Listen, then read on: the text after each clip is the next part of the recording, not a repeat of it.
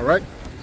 Hey, Shalom, Shalom. Before we get started, we give all praise to our power. Yahweh, Ba'ashem, Yahushai, Ba'ashem, Kakwadash. That's the Most High in the name of the Son in the ancient Hebrew. That's whether you want to believe it or not. Those are the ancient names which the majority of the people on earth are calling God and Jesus Christ ignorantly. And double honors to our elders and apostles and the bishops up in CT that taught us the truth, paving the way, and continue teaching us truth. Double honors to you all. To the households of faith, the Akim, the Akwakim, the brothers and sisters and children in the background, the household of faith, Shalom. Let's go to Matthew first. All right. This is Matthew 28 and 20. Teaching them to observe all things, You can jump up one verse. All right, copy. This is Matthew 28 and 19, to verse 20. Go ye therefore and teach all nations, baptizing them in the name of the Father. Now you got to remember, people when they hear the Great Commission, they think in Matthew the 10th chapter, where Yahushua says, only go amongst the nation of Israel, take no personal script. But this is also a Great Commission as well. It's all right. It's not like it was two separate missions. This is the mission right here. Now listen what he's saying to us. Go ahead. Go ye therefore and teach all nations, baptizing them in the name of the Father. Yeah, because our people were dispersed among all the nations. We would have to go among the heathen nations eventually to gather the sheep. Through what? It said, baptizing them in the name of Yahweh and Yahushua. So when we got there, we have to break down the Hebrew. Maybe from English to Hebrew, or from Spanish to Hebrew. That's what's going on right now. All right? It's not no physical baptisms going on within this sect of Yasha'Allah. All right? Go ahead. And of the Son and of the Holy Spirit. Yeah. Teaching them to observe all things whatsoever I have commanded you. Right. Whatsoever I have commanded you. And lo, I am with you always, even unto the end of the world. Wow. Right, so there it said end of the world. Again, it doesn't mean the whole world's going to end. That's eon. It means a specific age or a time period. Yahushua said he would be with us. Not until the world blows up. What sense does that make? It's not going to blow up. You know? It's not going to implode. There's certain parts of the earth on the outside and the inside that nobody knows about. Yahushua is with us until that's revealed. Until this man's taken down. Now let's go to 2 Ezra 6. This is 2 Ezra chapter 6, verse 6. No, I'm going to go to 6 verse 7. Yeah. Then answered I and said... Because people will ask, well, what is the end of this age? You know? How is it going to come to a close? Because it looks like things are ramping up and the superpowers are coming together. There's a lot of people who believe in theology and stuff and believe in the Antichrist. Okay, but what superpower is supposed to rise up and who's going to win? Because they think Christ's kingdom is somewhere in the heavens forever where you go forever. Sure. But then they're going to turn around and say the Lord's Prayer. Go ahead, Doc. It says, this is 2 Ezra chapter 6, verse 7. Then answered I and said, what shall be the parting asunder of the times? Right, when the time frame is going to be cut off. Asunder means to cut something. When you go down to the etymology of that word, it means to sever. Go ahead. It says, or when shall be the end of the first and the beginning of it that follows? Keep going. It says, and he said, right, just like other kingdoms, the Babylonians, Persians, Medes, Greeks, Romans, you know, everybody had their time. Even Jake came into a power for a little bit that they called the Dark Ages. That had to end. And the beginning of another followed after that. So this is what Ezra's asking the angel. Go ahead. It says, and he said unto me, from Abraham unto Isaac, when Jacob and Esau was born of him. Right, so it goes back to a specific story in the scripture. All the other nations that were born, all the other lineages that were created, but the changing of the time all goes back to one specific lineage, one specific birth. Go ahead. Jacob and Esau. Jacob and Esau. So it says, and he said unto me, this is back in 2 Ezra chapter 6, verse 8.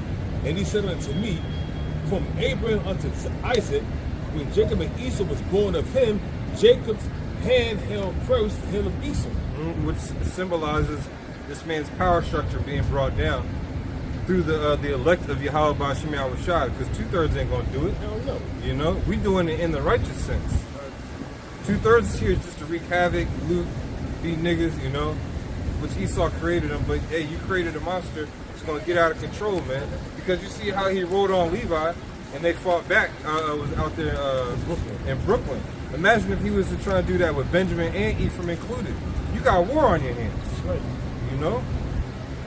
They got their, ICE got their asses handed to them. They sure did. Them Haitians, I'm not gonna call them because I'm not gonna call them Levites, but they proper name are Levites, but they niggas in the war, so they Haitians, they put hands on them. They whoop their ass, man. Yeah, they got that Tucson overture spirit. That slave rebellion spirit. Yeah. So it says,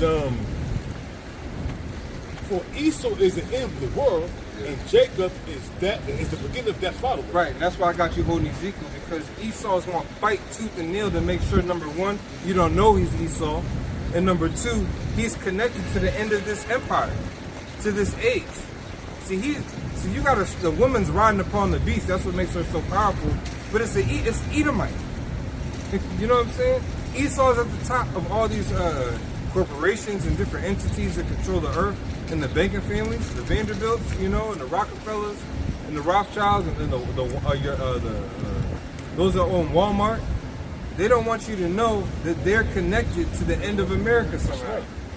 So when you see something like depopulation on the Bilderberg agenda, Georgia Guidestones, they're always talking about it. Just because they allowed us to see depopulation this time during the secret meeting when the 12 World War showed up, that was going on, they always talk about it because they're trying to enforce his law. But it said Jacob's the beginning of it that falls. So at some point in time, Jacob's going to overcome you, and that's the prophecy in Genesis 49. Yeah, hop in there. You have, at the end of this month, the second week of this month, the 14th to the 24th of July, in Sonoma County, the Bohemian Grove and the Commission of Care coming up. You know what I'm saying? So they go discuss world affairs there. Past what's going on in Ukraine and Russia. Past what's going on with Russia.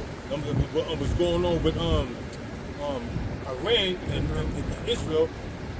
Also, North Korea and China delivered, first and foremost, China, which is a powerful country, gave them brand new fighter jets. Sold them to them. And North Korea dropped off missiles and stockpiles, so did Russia.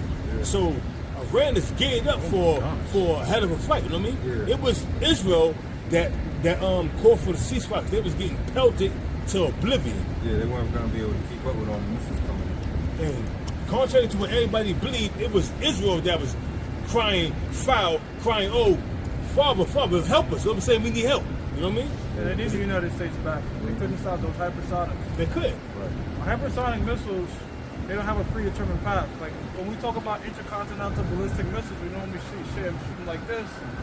It's just like coming in crazy. But they have a predetermined path, right?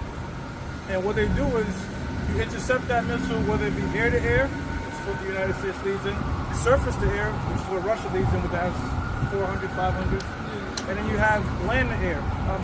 Sea to air. That's how warfare, these missiles, they get intercepted.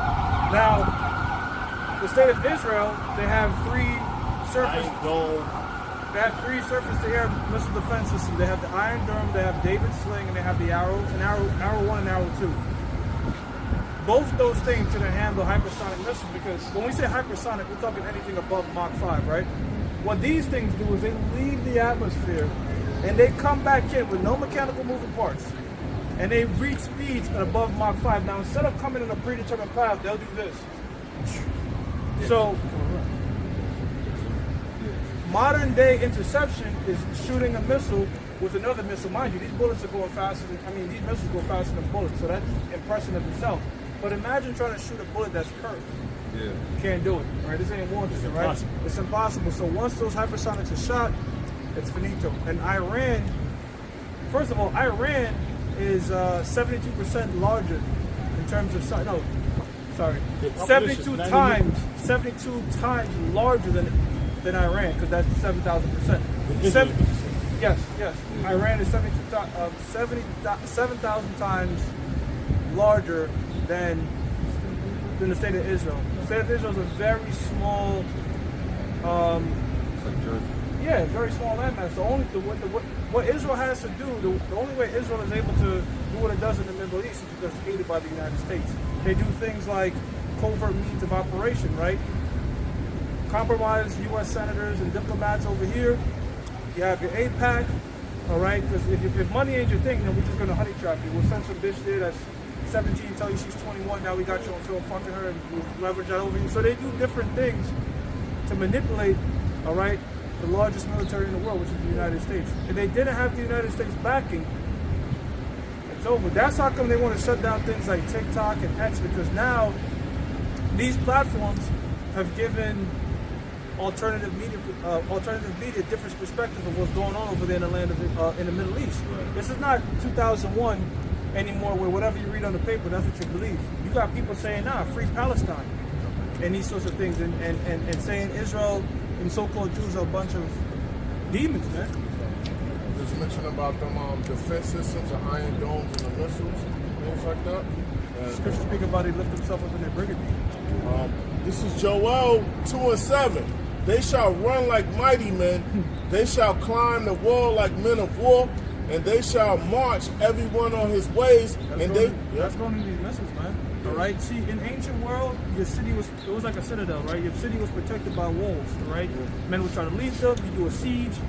Warfare has changed now. Okay, warfare is fought with drones, missiles, satellites. Look at where the money goes, all right? The money is not going into Lockheed Martin and Boeing and these sorts of old school military industrial complex.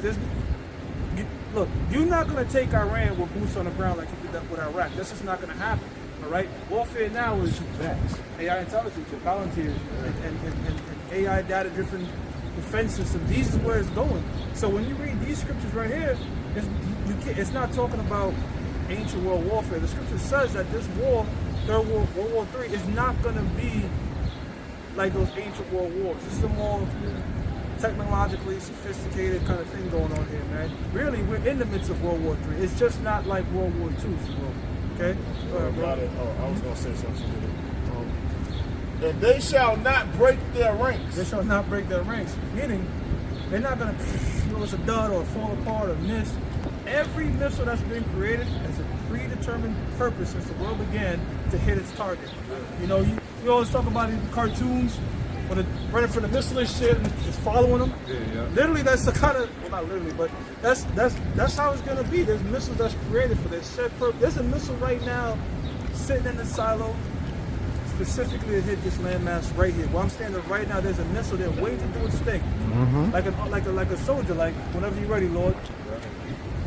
Turn them keys, going to his destination. It's not gonna miss, man. That's why they put all those satellites up there to control these missiles. It helps it get started even more effective. I'm talking about them hypersonic ones, But they don't realize that the Most High can put his spirit on them missile to hit their targets, regardless if they want to shoot them off or not. And you got to understand, sir. Once Yahweh crack through the skies, Esau's gonna be scared like a motherfucker, but he's gonna put the spirit to fight him. Because if the Lord don't do that, Esau gonna submit. Like, oh shit, we ain't got nothing for these people. So for these beings, so they're gonna become tributary. The Lord don't want that. The Lord wants to fuck you up. The Lord wants you to fight. So he's gonna kill you. Because when you become tributary, when you submit, you become tributary. You know what I'm saying? You pay punk dues, so to speak. But when you start fighting and you get your ass handed to you, now the rest of you that survive is going into slavery and the land's getting taken over. Yeah, I just thought about all the jets that get destroyed in the air. You got to go clean that up. Yeah. You know what I'm saying? You got to go clean the earth up. You know, the rest of the weapons that's going to be left behind from Esau, they're going to be burnt up, you know what I mean? And destroyed. The world's going to slow down. You know, you're not going to be seeing like trains and this type of shit. Because remember, these missiles, bullets. Yeah, these missiles let out something what's called an EMP, electromagnetic pulse. So a lot of the technology that you see, it's going to go away. We're going to go back to the ancient world, man. It's going to be like, I'm not trying to be it's going to kind of be like Wakanda. Well, it was a mixture of like old school shit, but with like high tech kind of. I know what you mean. You know what I mean? So that's how the kingdom's gonna be. Because we're gonna be glowing. You know right, brother. Have that spiritual power. We're gonna have the best technology in the world. Mm-hmm. So it's gonna go back to the ancient world, according to time, but it's gonna be sophisticated in technology. Like you're gonna be seeing chariots and golden cities and all these sorts of things, but you still might see horses on a carriage, these sorts of things, you know what I'm saying? Which is sufficient for the town, but hey, because you know who tilled the ground. You're gonna have these Edomites going old school with the buffaloes, I'm saying with the ox, tilling the ground and everything. Yeah. Then he go over, we gonna beat the shit. If you see a crazy trail, we gonna beat the shit out y'all. Yeah, well, in Isaiah 60, it says the dromedary shall come over. It says, when you look that up, that's like camels. Yeah, good. You know, so the resources of the Gentiles not gonna be brought over on a bullet train. You're gonna be put on, You know on what I'm camels and other beasts of burden. Yeah. Like donkeys, camels, You see movies. horses. You see how Jake had to create different pulley systems, put these big ass blocks in the pyramids in ancient Egypt. The same things is gonna be put in place. You got to figure that shit out though. Some Zidonians, you know, that built a lot of our structures up, especially during Solomon's time. Like you mentioned, you're not going to have no land surveyors in the kingdom. And right now they use the trigonometry. What else? What other math they use? Because the earth is curved. You know, the curvature of the earth. So they use the land surveyors with them black and yellow devices. Like right here, like case in point right here. There's a lot of trigonometry they use. Yeah, they use trig. They use trig. See where the pipes and stuff are. And you're not gonna be able to do that. You're not gonna be able to do that. So it's gonna be more labor intensive. Yeah. Oh, yeah, go for it, bro. If that makes sense, yeah, the earth has to slow down. You know? Right, bro. They said Hey, upcoming weeks Pop, is gonna the be camera got that, brother. the slowest day in a long time. You said what? Coming up in the next couple of weeks. I actually just read on the train. Yeah, that's the slowest day ever is coming up. Yeah. Yeah, the next couple of weeks or something like that. It's time for the Lord to manipulate time. It's only that plays into the balance of the Lord because He said He would make these days few for us. We pray for a few days because hey, we got all eternity to enjoy the kingdom. Earth's gonna get bigger again. Yep, gonna get bigger. He said He would establish our foundations better than it was at the first. We're not talking about when Joshua. We're talking about the garden. Yeah. You know, when the sons of the power had everything. We were like giants. Yeah, we're gonna be established back in our nature. You know what I'm saying? When we're surveying the land, some of us might be big as mountains, man. So you know, we're gonna go back to that. Go ahead, dog. This is the book of Ezekiel chapter 7 verse 3. Now is the end come upon thee. Right, so we understand that end. It's Esau's end. It's not the end of the whole world. Right. Real quick, the Ecclesiastes Hell scripture. yeah. Yep. So Look there. at that. This is on top. I'll read it again. Yeah. Ezekiel 7 and 3. Now is the end come upon thee, and I will send mine anger upon thee. Got it? Yeah, I got it. I don't know why it disappeared. This is Ecclesiastes 1 and 4. One generation passeth away, and another generation cometh, but the earth abideth forever. Right, so the Lord is always going to have this foundational piece here no matter what. That's why I said they'll say the Lord's Prayer. Thy kingdom come, thy will be done in earth as it is in heaven. There's a whole altar, a temple, there's singers up in the heavens. They're singing right now. You know, all that is going to be brought down, that heavenly arrangement is going to be brought down into the earthly realm. You know? It's going to be sci-fi to these people. They're not going to believe it. It's going to take a while for them to understand. That's why the Lord says He's going to give us a rod to beat them into pieces. Because they're not going to want to listen at first. All these countries are fighting, are going to fight because they want to be the world power on earth. Nobody's adding in the equation of Yahweh Shai reign. They might have the equation of fighting UFOs and stuff like that, but they're not connecting it to the scriptures. You see, Yahweh Shai's face is going to show up. The whole earth has to see Him. You know? That's right. It's like General Zod, man. Yep. And still. I just want to add real quick, like what the brother was saying, the scripture where the Lord said that will be done on earth as it is in heaven, it's also complete order in heaven. And in Esau's kingdom, it's no order, it's all chaos. Everything's upside down. It says, and will judge thee according to thy ways, and will recompense upon thee all thine abominations. Right, so that's about to happen for our people, man. Because Esau's fighting tooth and nail to hide who he is, and our people fighting tooth and nail to be wicked. They want to stay here to be wicked still. Even though there was no mirth in this 4th. You see the comments of people, it's the 4th of July, but I don't feel like celebrating because my hospital's about to get closed down. By the big beautiful bill. You know what I'm saying? The mirth is being stripped from this place. See, Yahweh Shai said that we would rejoice and these people would be sorrowful. We're starting to get just a little bit of that rejoicing now. So we're getting a little taste of it. and it's great. And we know there's certain. That's why I love watching YouTube videos about the Amazon and drones flying over certain places, because there's certain places just uninhabitable. Shit looks surreal, bro. Yeah, who knows what type of herbs and fruits are there? You know how the ground feels on your feet. You know how good the water probably is for you. You have no idea.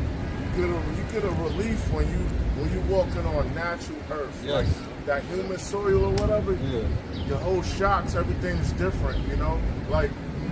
I couldn't do it like I'm in the 5 rows. Like let's say for instance I want that kind of, if my feet hurting and I'm in like Queens, I go to the beach, take off my shoes and walk in the sand. That give me a little relief. You brother dog. They call it earthing. Yeah, I was gonna say call it earthing. You let go all that electromagnetic that's supposed to flow back in the earth. Put it in the earth, but when we walk on concrete, it's just shooting back up. Doesn't get a chance to. That's like how everybody feels a sense of like chronic pain, and even now as I'm standing here, it's like you feel a bit of chronic pain in your lower back. That's why a lot of companies that make the shoes with the natural stuff in them, with all the other bullshit, the shoes are always a little bit wider, because your feet are supposed to naturally be a little bit wider when you grip the ground. You know? Your toes shouldn't be like this, but they make shoes like that to find your toes up. There's a bunch of shit Esau does. He's very methodical in what he does, not to slowly destroy you. With certain boots, I don't want to keep talking, but certain boots, it might feel like a waterbed, how it molds. I don't know if you ever buy some steel-toe boots, when you first get them, it feel like you got that cushion in the inside till you wear them out. Yeah, I know Birkenstock, they shape to your foot too. Yeah, okay. There's more you want to... Yeah, keep going there. Go down. What's the 7th chapter, right? Yeah. You read down to like 15. Copy. Verse 4. And my eye shall not spare thee, neither will I have pity, but I will recompense thy ways upon thee. Yeah, because here it is. Christmas is coming up. We're telling you don't do this shit. It's clearly, you can't break down Jeremiah, the 10th chapter, any other way. But you're not having pity for the Lord's Day, you know, or the Passover. You know what I'm saying? You're going to keep Easter, but you won't keep the Passover. So the Lord's like, you know what? The hell with this. I don't care anymore. I don't care what you do or what you say. I'm going to get you. Go ahead. It says, and thine abomination shall be in the midst of thee, and ye shall know that I am the Lord. Right. That's why a lot of you went back to the spiritual world last night, thinking you was going to light off firecrackers and all that stuff. Oh, that one dude blew his hand off. What's his name? For something. For extra. For extra, yeah. He was bragging before he blew his hand off. I'm going to do this or something. I'm going to blow somebody the fuck up. He blew his hand up on the set. Super proud. He was saying he was going to blow somebody up. He was going to throw this. He was going to throw it on somebody on the set and blow somebody up. But the most I had to wear is you got blown up. Now you a real crip, nigga. now, how you gonna hold a mic, nigga? Right. Can't squabble either. Can't be squabbling no more. You was Can't real scrap. proud. That dude was proud. We can't beat the world, man. Squabble with everybody. I squabble with everybody. That's why whenever these rappers, because I don't ever know him, but I say, you know what, he got judged. Let me just go listen to his music now and see what he was talking about. And you deserved it. You know what I'm saying? So keeps having it out, man. And he had M80s. M80s is 1/3 of a stick of dynamite. Damn. Yeah, that's too much. M80s 1/3 of a stick of dynamite. Half a stick of dynamite is this big. Yeah, this shit doesn't shoot up and blow. You just light it and run away. It's like That's a it. fucking grenade. Yo, growing up, I'm quite In the sure. phone booths. I'm some I know you gonna say it. Growing up in the hood, you know what I'm saying? You put an M80 on the phone booth back in the 80s, that shit blow up, all kind of coins come out. Oh, This brother was in you see he was in the spirit. I already knew what he was talking yeah. about. So, and not only that, when you ride an M80, them shits is like this, like a 3/4 of a dynamite. Half a stick of dynamite is a part of my phone, whole stick of dynamite is like this big. Right.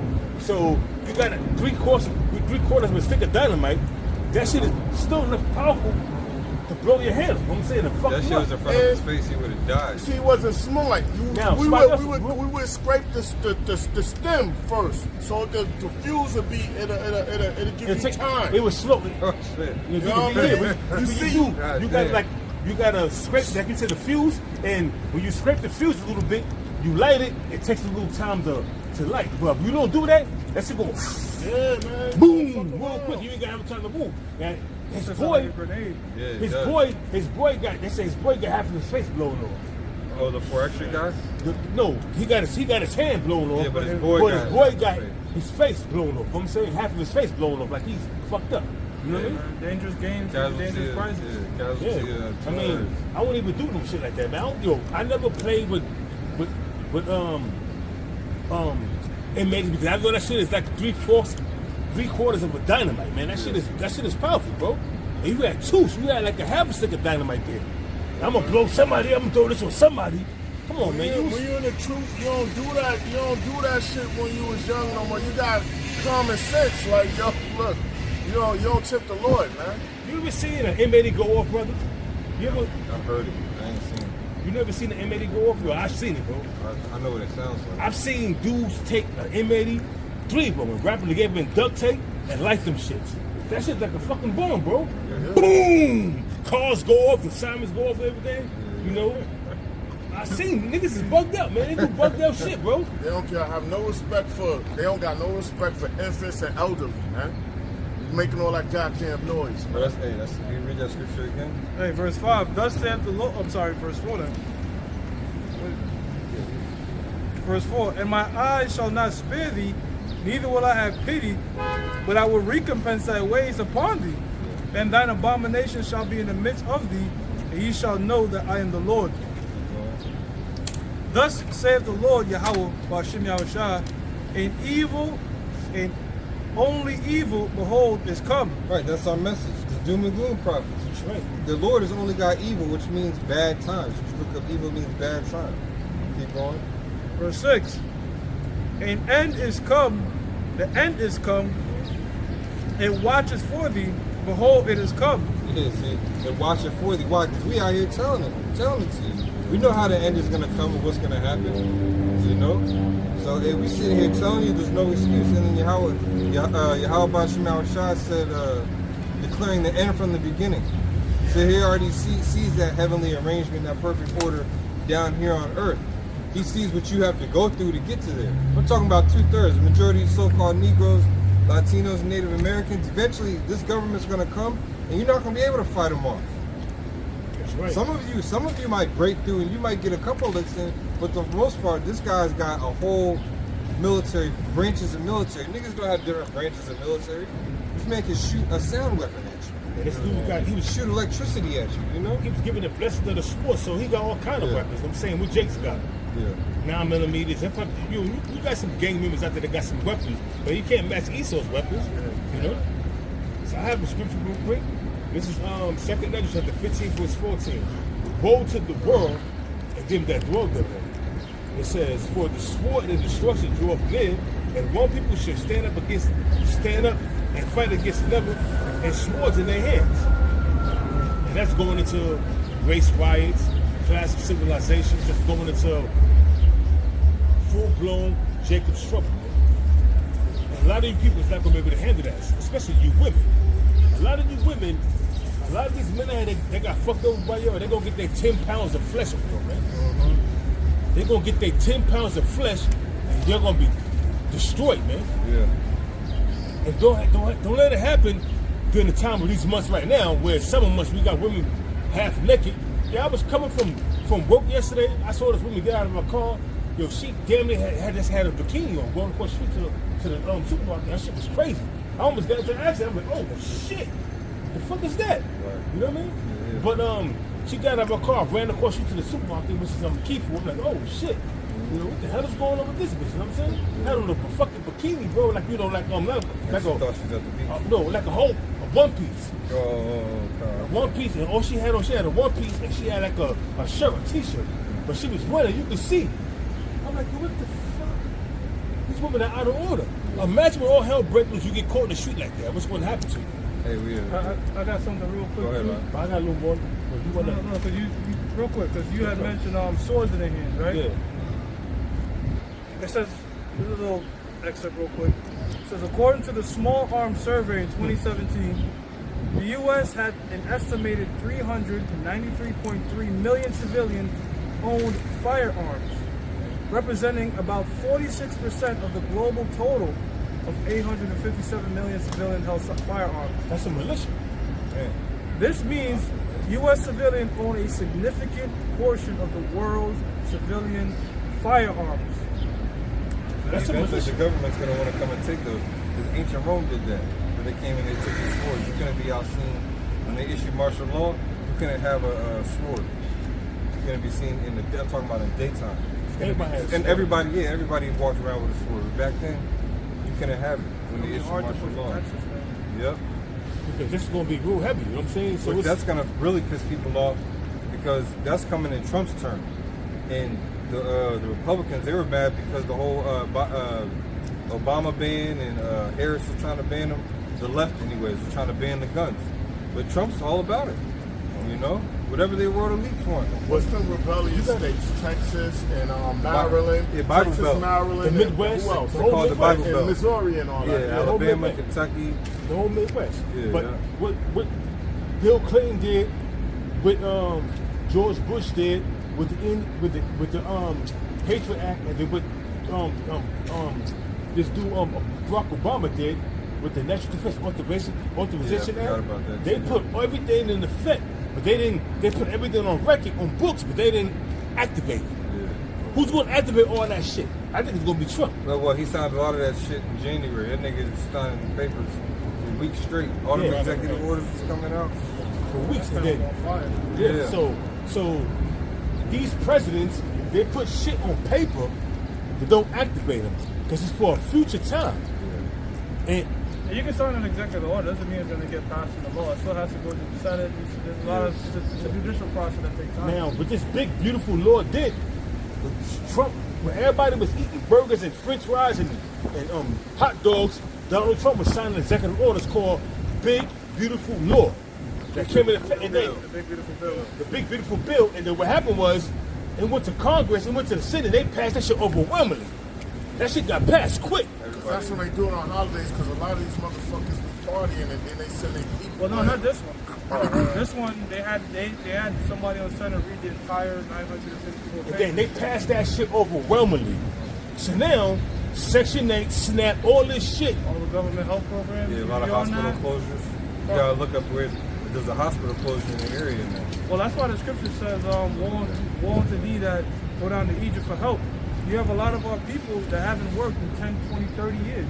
Because they have these different SNAP programs, they live in these affordable houses, just completely relying on the government. So the big beautiful bill is a series of tax cuts, like the tax cuts this, tax cuts, but it's transferring money. So they're gonna fund most of those cuts, the tax cuts to, individuals, whatever, from cutting a lot of those programs that help, people that rely on the government. Like, can I say something? Like in the 5 boroughs, you got NYCHA, New York City Housing Authority, right? Now, a lot of that is affordable housing, go by income. What like basically what your rent is, what you make on your paycheck. These sneaky motherfuckers did was they started selling assets, so it switched from the NYCHA to Section 8, and Section 8 going under. There's some real bullshit. You see what I mean? And then they're gonna take that away. So what they do with Section 8, now you ain't allowed to be on Section 8. I know people that been on Section 8 for over 20 years, man. Over 20 years. And don't want to work, never held a job in their life, receiving public assistance, and Section 8, 3-bedroom apartment. Here it is, I got a 1-bedroom apartment paying all this money, and you got a 3-bedroom apartment only paying $100-something a month. Yeah, I know a chick like that in DC. She pays $18 for her rent. She got a 2-3 bedroom in a nice area. Yeah. $18. It's a trap. That's a snare. Well, let's go back to some scriptures. Because mentioned the big beautiful bill, and when they did one of the vote, it was 51-50. So Oh yeah, it was J.D. Vance was the last person, right, to So- sign off on it. So it says in California, 5150 is a legal code, section 5150 of the Welfare and Institution Code that allows for the involuntary psychiatric hold of an individual who is deemed a danger to themselves, a danger to others, or gravely disabled due to mental health disorder. So just looking at it from a spiritual aspect, 5150 with Esau lets you know just how chaotic and just he's loony, man. Yeah, I'm thinking about that nigga Corey Holcomb. He called the show the 5150 show. Oh, wow. Yeah. Is it more? No, that was it. That was it. Just to point out Esau just being chaotic, you know? I was going to actually bring out scripture. So this is back in Isaiah chapter. Ezekiel chapter. Hold on. Let me bring this out real quick. Go ahead. Isaiah 10:1. Yeah. Woe unto them that decree unrighteous decrees and that write grievousness which they have prescribed. Right, so you can see logically why people would support the big beautiful bill. I want more money. I'm tired of paying for people that aren't working. Now, many lessons have been warning against welfare because that welfare was a trap that was first used on God. What it does is it incentivizes the breaking up of homes, right? Because it said, okay, look, we'll take care of you, all right, but if you're living together as a mother and a father together, You can't have that. you can't have it. So it was incentivizing people to say, you know what, I'm not going to rely on the father figure. The woman and the child will then be supported by the government, but a father provides more than just financial security. You know what I'm saying? This is how come you have what you have today.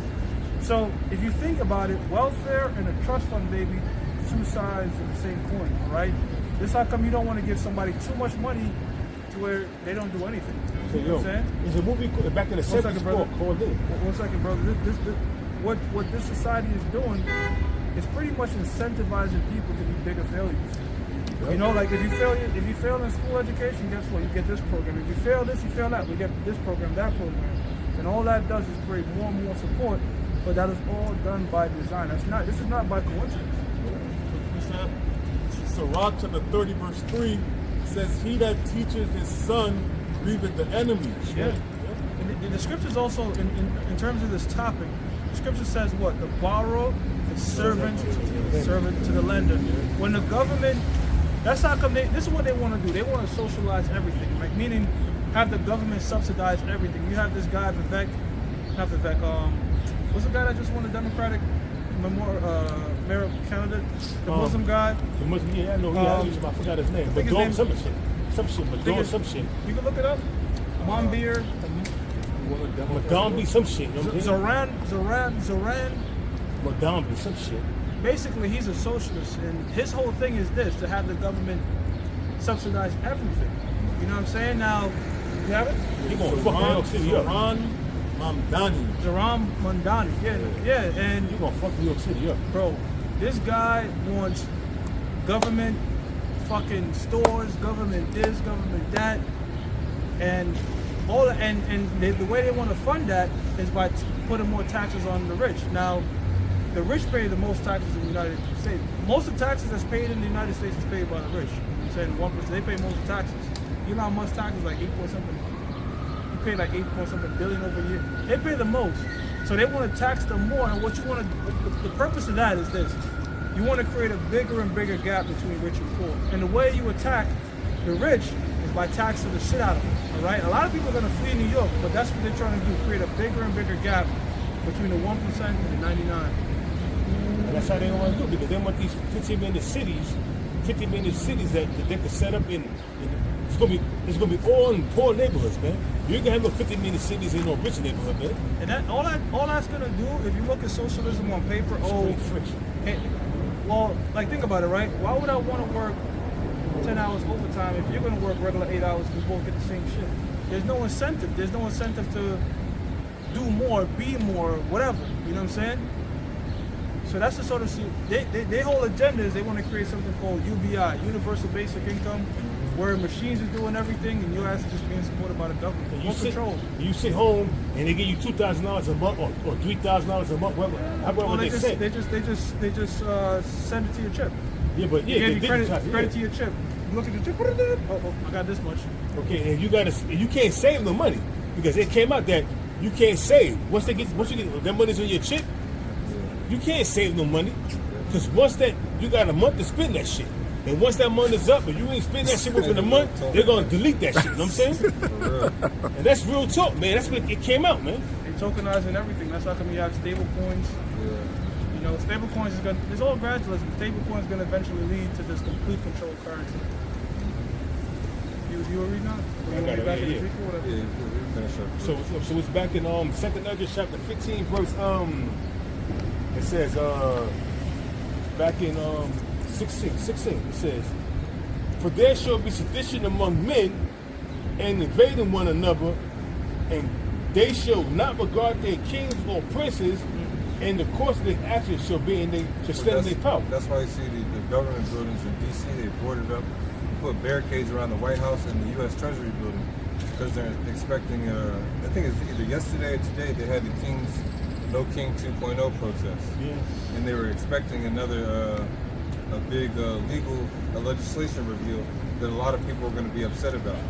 I don't know if that was the big beautiful bill or if it's another one, but they're leaving them gates up indefinitely. You know. And you know, you made a big valid point. They always do shit on the holiday when everybody's distracted. While you was eating burgers and flipping burgers and eating goddamn fucking corn on the cob on the grill and eating what you call that hot dogs. The big beautiful bill was being passed, and they overwhelmingly passed that shit quick. They went to the Senate and they passed that shit quick. You know what's funny too? I'm just thinking back to the Trayvon Martin thing. Yeah. Remember they revealed that the dude was not guilty. It was like 9 p.m. on Saturday night. Nobody's paying attention. A lot of shit happens on Saturday. Both assassination attempts Saturday, the bombing, the Iran strike Saturday. The collapse of the economy, or when they when the economy crumbles with the stock market, it always happened on the weekend. It happened on a Friday night. 47 and 12. It happens on a Friday night. Right or wrong, anytime a big event happens, it happens on the beginning of the weekend, so people not paying attention. You get the news Monday. Yeah. You're like, oh shit, this happened here. It happened over the weekend. If you wasn't paying attention, you was too busy in the world. If you're a person in the world, Saturday is a day of the world. Sunday is a day of so-called rest. When nobody's paying attention to nothing, they're just resting, relaxing. Monday's when they get back on the groove of things. That's why generally you get paid on Fridays unless you got like sometimes like a 15 end of the month type of deal. Yeah, semi-monthly. Every week, though. Isaiah 47 and 12. Yeah, Oh. this is Isaiah 47 verse 12. God, every week, bro. Go ahead. It says, stand now with thine enchantments and with the multitude of thy sorceries, wherein thou hast labored from thy youth. Right, so Esau's going to have to deal with that stuff. He's going to have to deal, because he's created all this. You think you know what's going on, and you doing certain things on certain days, it's going to spin out of control, and you're not going to know what to do. You know?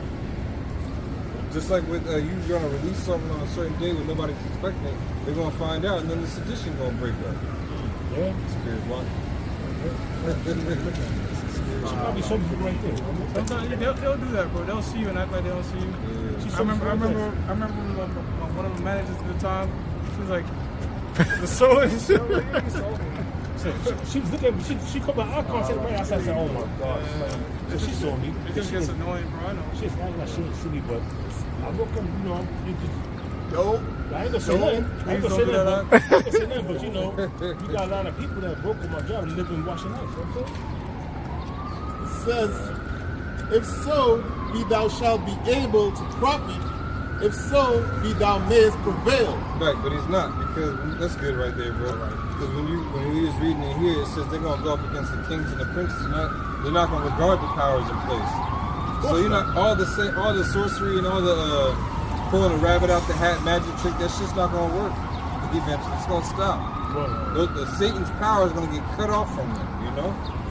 The Most High is going to be like, okay, because the Lord is allowing Satan on the left-hand side to bless you with all kind of riches and all kind of wealth. And, like I said, in Sonoma County, in 2 weeks from now, the 14th to the 21st of July, they're going to hold a Bohemian Grove, and they're going to have the creation of kid, where they're going to sacrifice some little kid, man.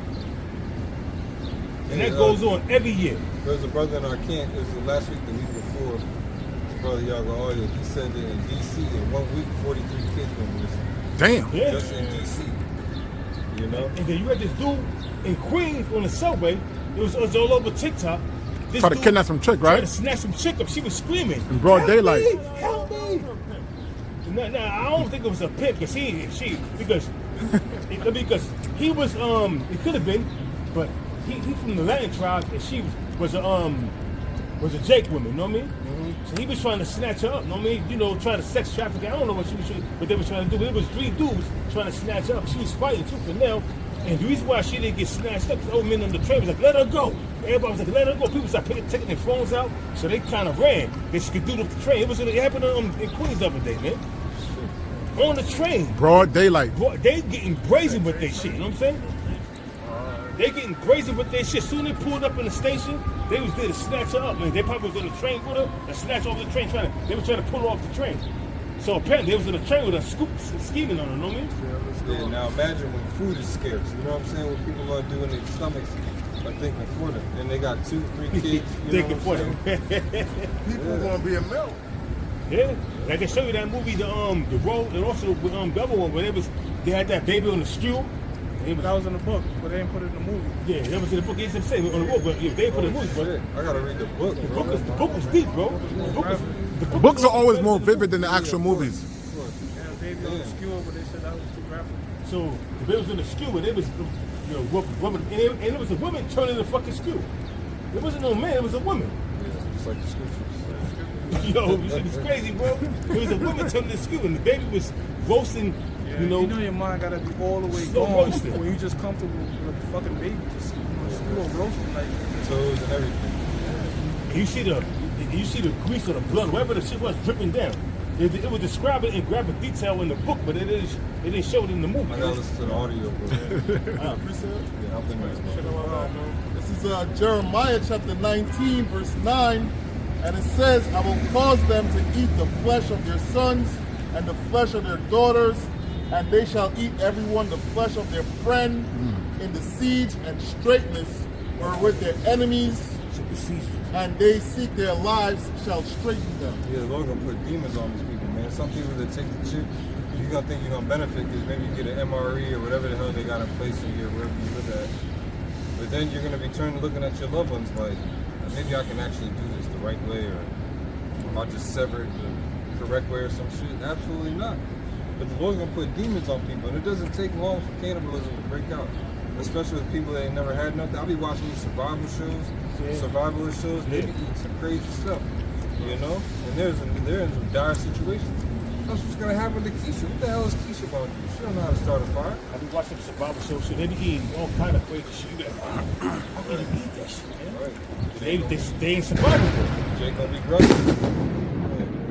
They had a episode on the Survivor Show where they had it between like men. So it was a group of men and a group of women. All the group of men fell in line. Everyone knew what they were good at. Everyone was following order. The women were just all over the place. They all about to die. Right? Fast forwarding because fast forwarding because they couldn't find no food. The production gave them a little pig to slaughter. These little bitches they named the pig and made him a pet. And made him a pet. And then towards the end, they was like, "Listen, just go over to the men." That's the one that the bitch she went out to go find food. She got lost for like 6 hours. The woman did a big fucking circle just to get back to where they was. Yeah. What happened was, and they took their water and contaminated the shit. it showed the women struggling. It showed the men Thriving. They Thriving. had to perfect the order. Yeah. This guy gonna do this guy gonna do that. This guy gonna be the hunting. This guy gonna skin the shit. This guy gonna cook. Yeah, they had they everything were set up. elevating And their this guy- sleeping situation. Yeah. You had one guy set up the tents and everything. So And you had a guy that they kept down him because he wasn't like the most physical dude, but he had a brain. Yeah. And he figured out how to, instead of catching one fish, he figured out a system to catch mad fishes. And they all started cheering from his shit. Yeah, I remember that. You know what I'm saying? so and then you had the women. The bitches was keep, no, they was treating the shit like they was on a vacation. Like they didn't want to do shit. They was on a beach tanning. And then when shit got hectic, I don't know. when shit got hectic, Kevin Samuels brought it out. That's when brothers looked it up. Yeah. Which just goes to show you when all hell break loose, these women, man, they're done, they're finished. I don't need no man.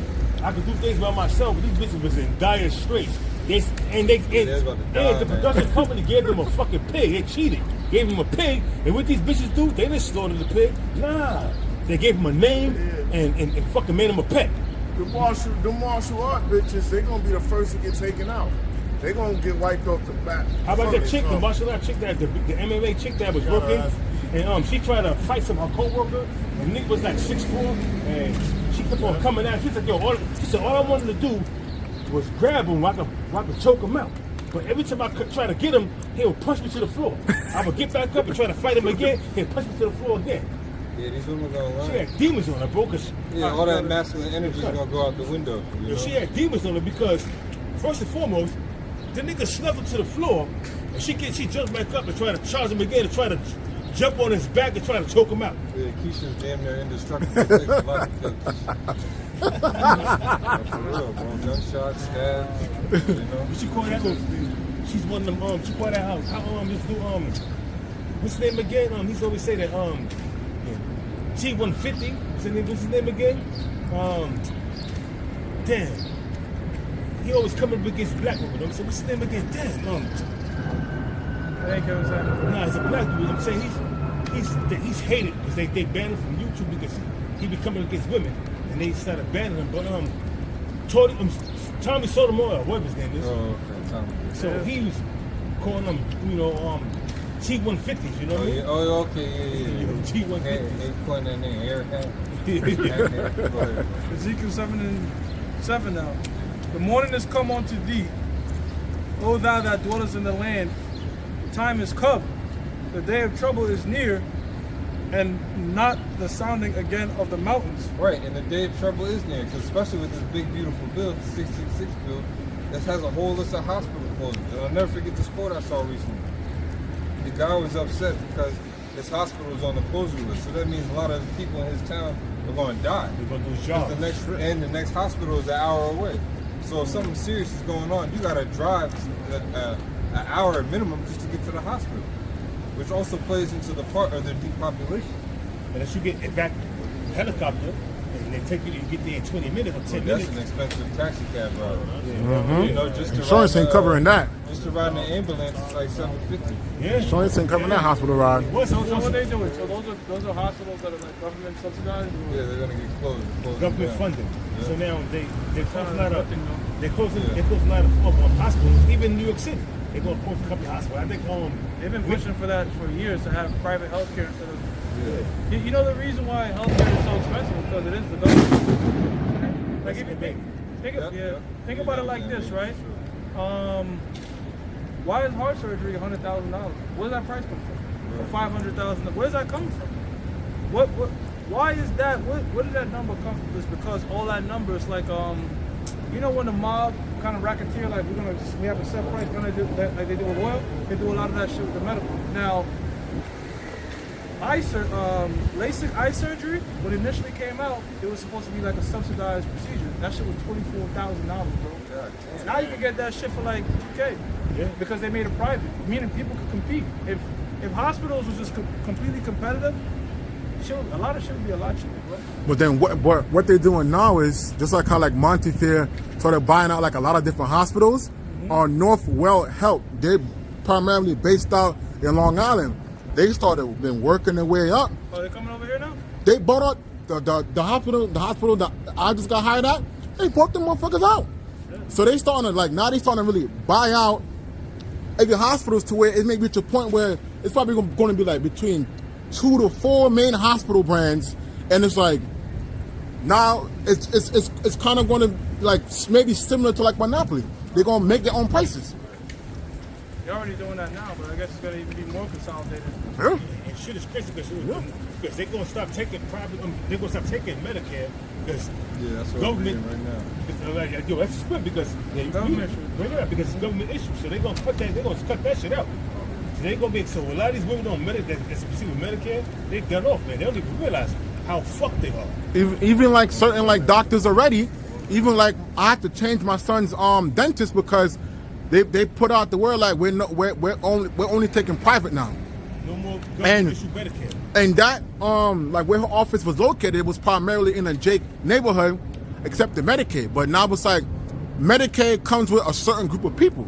For the most part, ratchet ass ghetto Jake coming to the establishment. In other words, if you want to keep these government programs, you have to work a minimum of a certain amount of hours a week. 80 hours a week. Yeah. No, it's 80 hours a month. 80 hours a month. So 20 hours a week minimum. But that nigga saying you got to go back to work. It says bottom line. I told you to summarize the big beautiful bill as it relates to healthcare. It says at the end, it says bottom line for drug policy, the bill brings transparency and PBM reform, but may delay cost reduction for rare disease medication. For patients and public health expect increased out-of-pocket costs, potential loss of coverage for millions, and pressure on rural health infrastructure, particularly cancer, chronic, and pandemic-related care. If you don't have, if you're not covered by your job, some people covered by the military, you know, if you're not covered, then you're gonna have to. Shit, even trying to buy insurance to your job is expensive too. Nah, but you paying into that, so Yeah, not too crazy, bro. so you paying into that, so you paying into, so they're going to help you, they're going to work with you. Because you pay, as long as your insurance coincides with the person, say with any hospital that you want to go to, you know what I mean? If they cover that insurance bill, if they're a part of that program, then you good. So that's what I've been telling bro. A lot of stuff advice we've been giving brothers to the spirits, like tell brothers, look, fuck that gig work, get you a real job with benefits and all that shit. So you got some kind of fallback when you get sick or something, you need surgery, that shit come out your, because Medicare they doing away with that shit.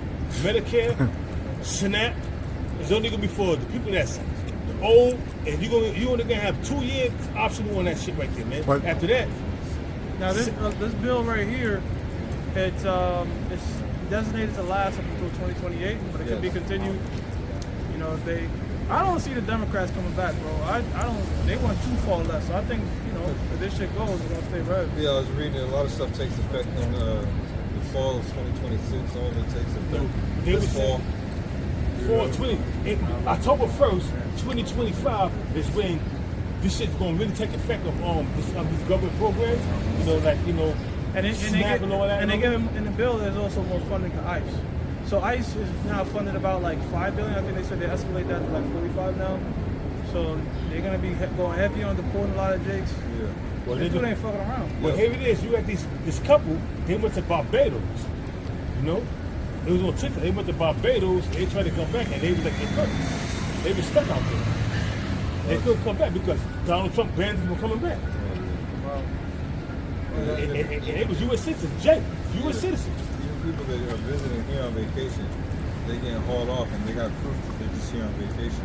But they can't come back to their country because Trump is banning travel from domestic travel and international travel from New York City, not New York City, from America, other countries. A lot of people from my job got shipped out. When I was on my way to the gym, I saw a bunch of ICE agents in front of the gym. damn, Yeah, really? bro. Yeah, I saw a bunch of ICE agents early in the morning. They was there. Because you know how they dress with, you know how they look. They look like regular dudes with the vest and shit, ICE. They were At the gym over there by, not by me, but the other one. By beach, yep. Oh shit, Yep. The one that we go to all the time. Yeah, yep. that's Yeah, crazy. They be there early in the morning too.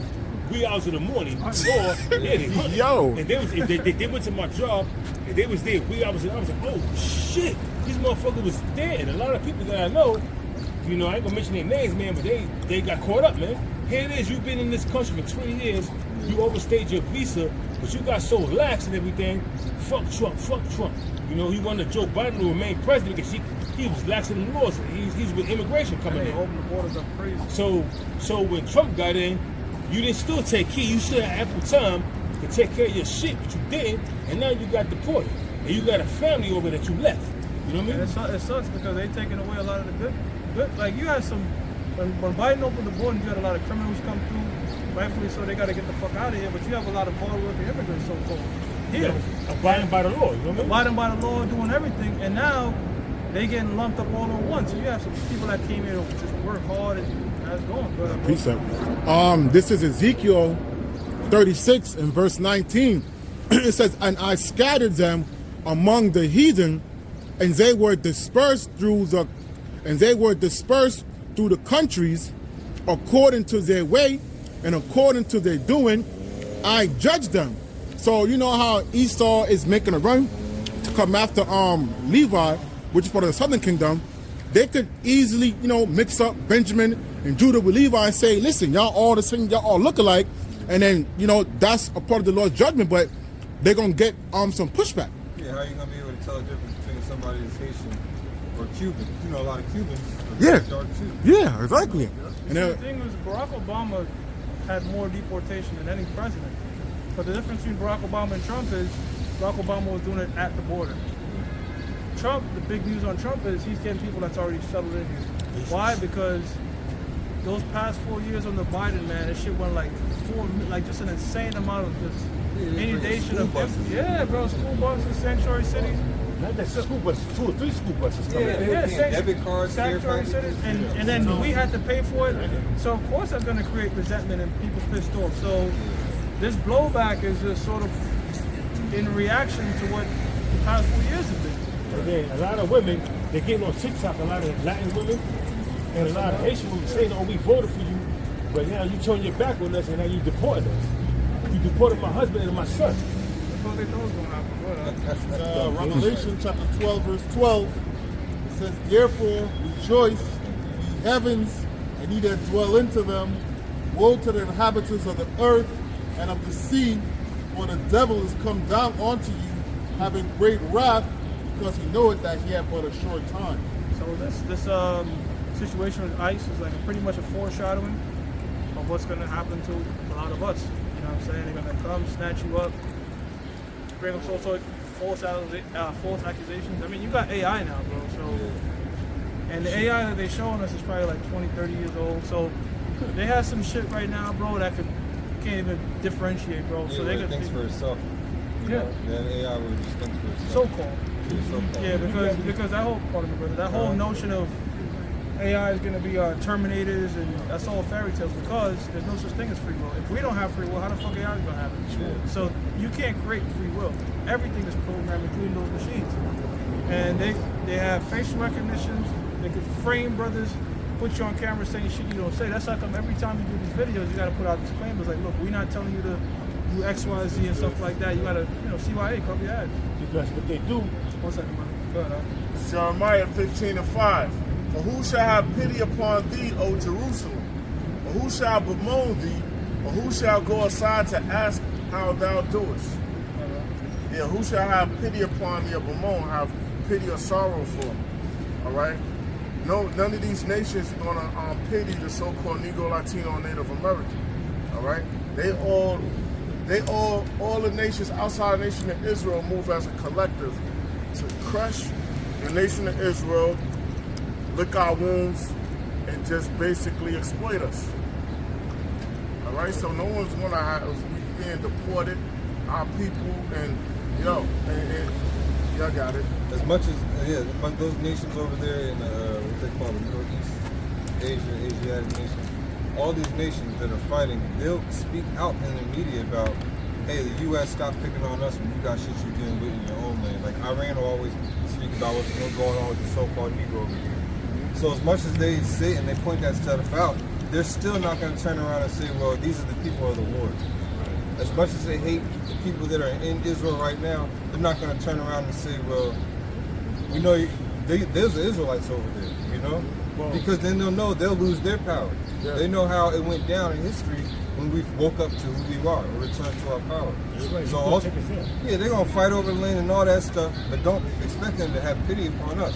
Because to have pity upon us, I mean, you have to tell us who we are. Mm-hmm. Tell us our land is ours. The only one that came out somewhat and said that it said that it said that it was Gaddafi, right? Going into how the him too, but also recently going into how the biblical prophets was black and everything over the vote was bottom of the poop. Oh, yeah. He did that to get back at the better guys. I remember that. He opened that shit up last year and showed the vote of how he said you all been worshiping a deity that does not exist, and the true deity, you'd be surprised, open the vote. He showed a so-called black Messiah, and all the biblical prophets, Isaiah, everybody he showed, they was all had skin, had men of color, and he was like, now you're gonna look at everything in a different perspective. And he was speaking in this language, so they was translated. So who knows? He was saying that, but they was translating. I'm saying, who knows if he was saying that? So and Jeremiah says they shall bring forth the bones, spread them out before the sun. In the earth, he said the earth shall help the woman. With the artifacts and all the things. But I got a precept because the America's using this. The Lord is using this bitch to bring forth his agenda. And this is Jeremiah 51 verse 7. It says, Babylon has been a golden cup in the Lord's hand. that made all the earth drunken. The nations have drunken of her wine. Therefore, the nations are mad. Now, wine is a philosophy, man, that they have drunken. Because since the time of the Renaissance, when they came back into power up until now, all they've been doing is pushing lies and deceit, you know, with their philosophies, you know, and pushing plantation Christianity, you know, upon the people. If you didn't take Christianity, you got put to death. So, hey man, the Lord used this nation, man. Yeah, that's what the Spanish Inquisition was all about. Is either you worship paganism and leave your customs, or meet the sword. We kill you. Yeah, that's, you know, they call them Jacobites or the Covenanters. The same thing with Islam. A lot of in Africa are into Islam and Muslim because the sword came to them. They had no choice, you know. And a lot of that shit happened because of the Turks. Because of Edomite Turks. Yeah. Like Turkey right now, modern day Turkey right now, the reason why they're part of it was they know. These Edomites know, they have the records that those are Ottoman Turks. And it was Edomites. Yeah. That converted to Israel. Yeah. So they know. The leader of Turkey, Erdogan, whatever his name is, he's a goddamn Edomite, a cryptic Jew. Yeah, that's why they said. That's why the second season of The Wire, when the dude that got was responsible for them girls dying in the container, The Wire, the series, he was like, "Yo, you're Ottoman Turk, but you got a hooked nose." You know what I mean? The so-called Greeks. They wasn't Greeks. They was like, "Yo, yeah, this not the old world. Don't worry about it." And he killed him. He said, "Look, he bleeds like a lamb."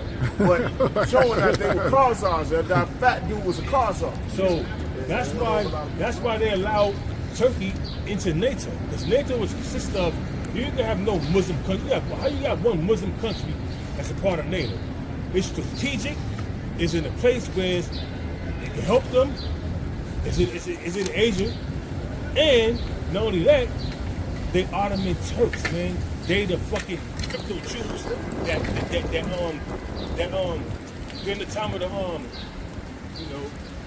during the time of the Crusades, they was the Muslims and the Christians. I mean, they was fighting against They came from east and went west. yeah, come. So come on, man. So we know the history, man. Let's come back and I had a quick piece. Oh yeah, I've been there. Jeremiah 30:7. Alas, for that day is great, so that none is like it. It is even the time of Jacob's trouble, but he shall be saved out of it. That's right. Yeah, so all these nations, they have a plan. Specifically Esau here in America, for you so-called Negroes, Latinos, and Native Americans, they call it a contingency plan. You know, if boom, boom, boom happens, this is what we're going to do. Just like when they had military drills. That's why Obama, during his office, he militarized the police force. Now, what did Trump do? He said he was going to unleash the police force on the people because he's got to protect the blue lives. You know, they put out that document, how the police force can saw you if they meet you, use lethal force when ready, you know? Show you how. To protect the cops, you know? To show you how each president set the stage for the next president and act the law that they sign into the law, that they sign on the bill, they put on paper. So Barack Obama did this, but he didn't enact it or anything. The NDAA, the National Defense Authorization Act, man. That's been put on paper by 2012 on New Year's, on the weekend of New Year's, when everybody was partying and getting drunk. But now, that shit is in the hands of Donald Trump to enact that bill, you know? Activate that bill and put everybody on, you know, on high alert on what they're going to do. This is crazy, man. We live in some crazy times, man. We live in some crazy times. And each president have their agenda. And Donald Trump signing executive order after executive order.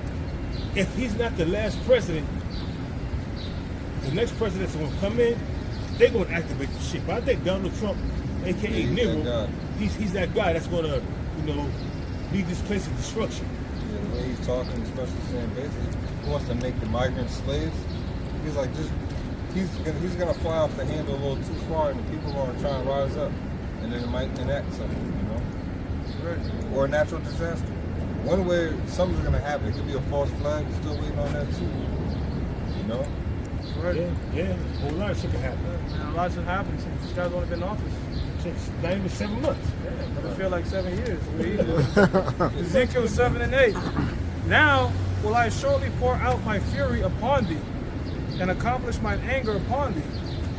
And I will judge thee according to thy ways, and will recompense thee for all thine abomination. Verse 9. Slakia. And mine eyes shall not spare, neither will I have pity. I will recompense thee according to thy ways, and thine abominations that are in the midst of thee, and ye shall know that I am the Lord that smiteth. Behold, behold the day, behold it is come, the morning is gone forth, the rod hath blossomed, pride hath budded. It says, violence is risen up into a rod of wickedness, none of them shall remain, nor of their multitude, nor of any of theirs. Yeah, 2/3 of Negroes, Latinos, and Native Americans, the Lord is telling you you're self-destructive. So he's got to get rid of you. You know? You have a murderous mindset. Whether it's actually going out there and killing a man, robbing or weighing up his wages, destroying the family by sleeping with a woman or something like that. Black culture. Yeah, black culture, man. Hey, we're experiencing black fatigue too. You know what I'm saying? It's tiring. Black culture is a motherfucker, because black culture consists of. That's the abomination, you know, in the midst of our people. I saw this woman. She's coming with she got 2 small boys, and the little girl that's like 3 years old. She holding her hand. She just put her phone out and started twerking in front of her son's looking at her while she's twerking. They had to be like about 7 or 8 years old, and they're looking at her while she's twerking. I mean, she had a demon that jumped on her. She just took her phone out while she's walking with a baby, and it's crazy, bro. That's why they need this. Go ahead. Neither shall there be wailing for them. The time is come, the day draweth near. Let not the buyer rejoiceth, nor the seller mourn, for wrath is upon all the multitude thereof. Yeah, everybody's gonna get touched. Those that got it and those that don't got it. He said the devil's come down upon the whole earth having great wrath. All right, he wants to upload everybody to his system. It doesn't matter. He said rich or great, free or bond. You know, he wants everybody on it. But it comes with great wrath, pressure. So we don't want you people to believe us now. Believe us when you haven't eaten in 3 days, when the power's gone out. Yeah. The Lord is going to attack your pockets first. That's what people don't understand. They expecting just boom, the food's not there anymore. No, the prices are going to go up a little bit. The prices are still going up, bro. A good decent size of fresh squeezed orange juice is like $10. That's insane. Yeah, and you got eggs that's out of. It's crazy right now, man. A dozen of eggs, 12 eggs, man. It's damn near $15, man. A fucking chicken. Yeah. Or finding somebody who's got their own chicken. Well, you can go to a live poultry place and buy a whole chicken, buy a live chicken. They'll sell it to you. You know, because when I went, you know, for the Passover to get the live lamb, they had like a baby little goat. I was like, that shit, it was cute. He was jumping around and kicking and everything. And so she said, I sell it to you, give me $300. But I said, well, my mom, at first I was like, oh, wait, yeah? But mom, I said, nigga, what you gonna do with that shit? Where you gonna keep it at when it get big? It's gonna get bigger. It ain't gonna stay in a loop like that anymore. It's gonna get big. That's why we get out of here, you know? All right, quick reset. Hosea 5:15. Yeah. I will go and return to my place till they acknowledge their offense and seek my face. In their affliction, they will seek me early. See that? It said, till they acknowledge their offense. Our people aren't going to do that. That takes humiliation. You got to be humble. To acknowledge an offense, that means you're stepping up, you say, humiliate me. No grown man wants that. Especially women. Women don't want to be humiliated. They don't want to be caught out for the things they've been doing. Also, the Lord said, you know what? I'm going to disappear. When you're ready to be humiliated, I'm not going to be there. Go ahead. That was it. That's typically when Jake tend to seek a higher power. They got locked up or their back is against the wall. That's when the Lord come back in their mind. So when all hell breaks loose and all this stuff start happening, you're gonna have guys dust off the Bible, make it the cowboys off the garment, try to go back out there. Too late. Too late, man. Right. Too late, my man. I was mentioning inflation and all of that. They got shrinkflation as well. Yep. This is Revelation 6 and verse 5 to 6. And when he had opened the third seal, I heard the third beast say, Come and see. And I beheld, and lo, a black horse, and he that sat on him had a pair of balances in his hand. That's going into the money system. That's going into how inflation is going to affect everybody. Look what's going on with the food. I mean, I was in Aldi's and I saw some beef ribs, 4 beef ribs. They wanted $60 for that shit. I'm like, what? But 4 beef ribs, the big ones, the Flintstone ribs, they wanted $60 for them. Usually this is like, 28, 25. I could deal with that. Barney Rubble trouble. Verse 6. And I heard a voice in the midst of the 4 beasts say, a measure of wheat for a penny, and 3 measures of barley for a penny. Damn, all that. So a day's work for all that. Yep. That's not much. A day's work. You know what, bro? I got 1 and 6 also. So it's like compounding effects on Jake. You got the curses on your ass, shit going up, like, and you got Jakes that still don't want the Lord to come back. Crazy. And not only that, I remember back in the 90s, in the early 90s, in the late 80s, early 90s, $100 get you 3-4 bags of groceries. Now $100 getting you 2 bags, if that. One bag. You get One all the bag, good stuff. And you gotta pay for the bag. Yeah. Yeah, and you gotta pay for the bag, yeah. So you get 1 bag of groceries for $100, you know what I'm saying? Dang, yo, he saw if he could, he would fucking charge you for farting, carbon tax. Another thing that they was doing is if you pay for your groceries with Snap, the bags are free. Damn. Yeah, the bags are free. So once they cut those fundings, there's women who want to rack up on 10 bags, mad food. How you gonna carry it out? People finesse and Snap, like I'll buy you groceries for X, Y, Z, you pay me this. There's a bunch of shit Jake was doing. Yeah, you know what? I ran across women that was doing that. They would give you $150 worth of Snap right there, and all they want is $100 or $125. You know what I'm saying? They give you $150 or They extra start $25. cracking on it. They start cracking down, and mainly because people would do that on spite, and Jake could call on the Arabs or whatever, like, yo, if they don't get their way, and be like, yo, he doing this and doing that, and then they lose their I'm talking about women that would go take you to the supermarket with you. They would go to the supermarket with you, and $125 in Snap benefits gets you way more food than $125 in cash. Yeah. So you like rack it up. You come out and that shit like, oh shit, you know what I mean? So it's easy for you to do that. Then for you to spend $125 in cash, you know what I mean? Yeah. And see thou hurt not the oil and the wine. The truth. Okay? The oil and the wine is the truth. The scriptures was in Isaiah 50, coming by, milk, food, all that for free. It's talking about the scriptures. That is dead. Man. They dead, but the cars are just walking by. Them Oreos they got on the top with it, on that hat that look like an Oreo, them shits be like 5, 10, 20 G's. Yeah, I was told that. Really? Damn. Yeah, ask all the guy about it. He was saying that depending on what they got on their head, it shows how much wealth they have. Yeah. So that's a wealthy man right Yeah, there. right. That Oreo up there. Like the bigger it is or something, or? Yeah, the bigger it is, the more elegant it looks. So-called Jews are bland as fuck, man. Yeah. I know how to. Like, it's so crazy. Like, when you understand the truth, like, you read these scriptures, all the flavor and salt Jake got, that's supposed to be them. Right. And then Go ahead, I bring that up, man. This is the man.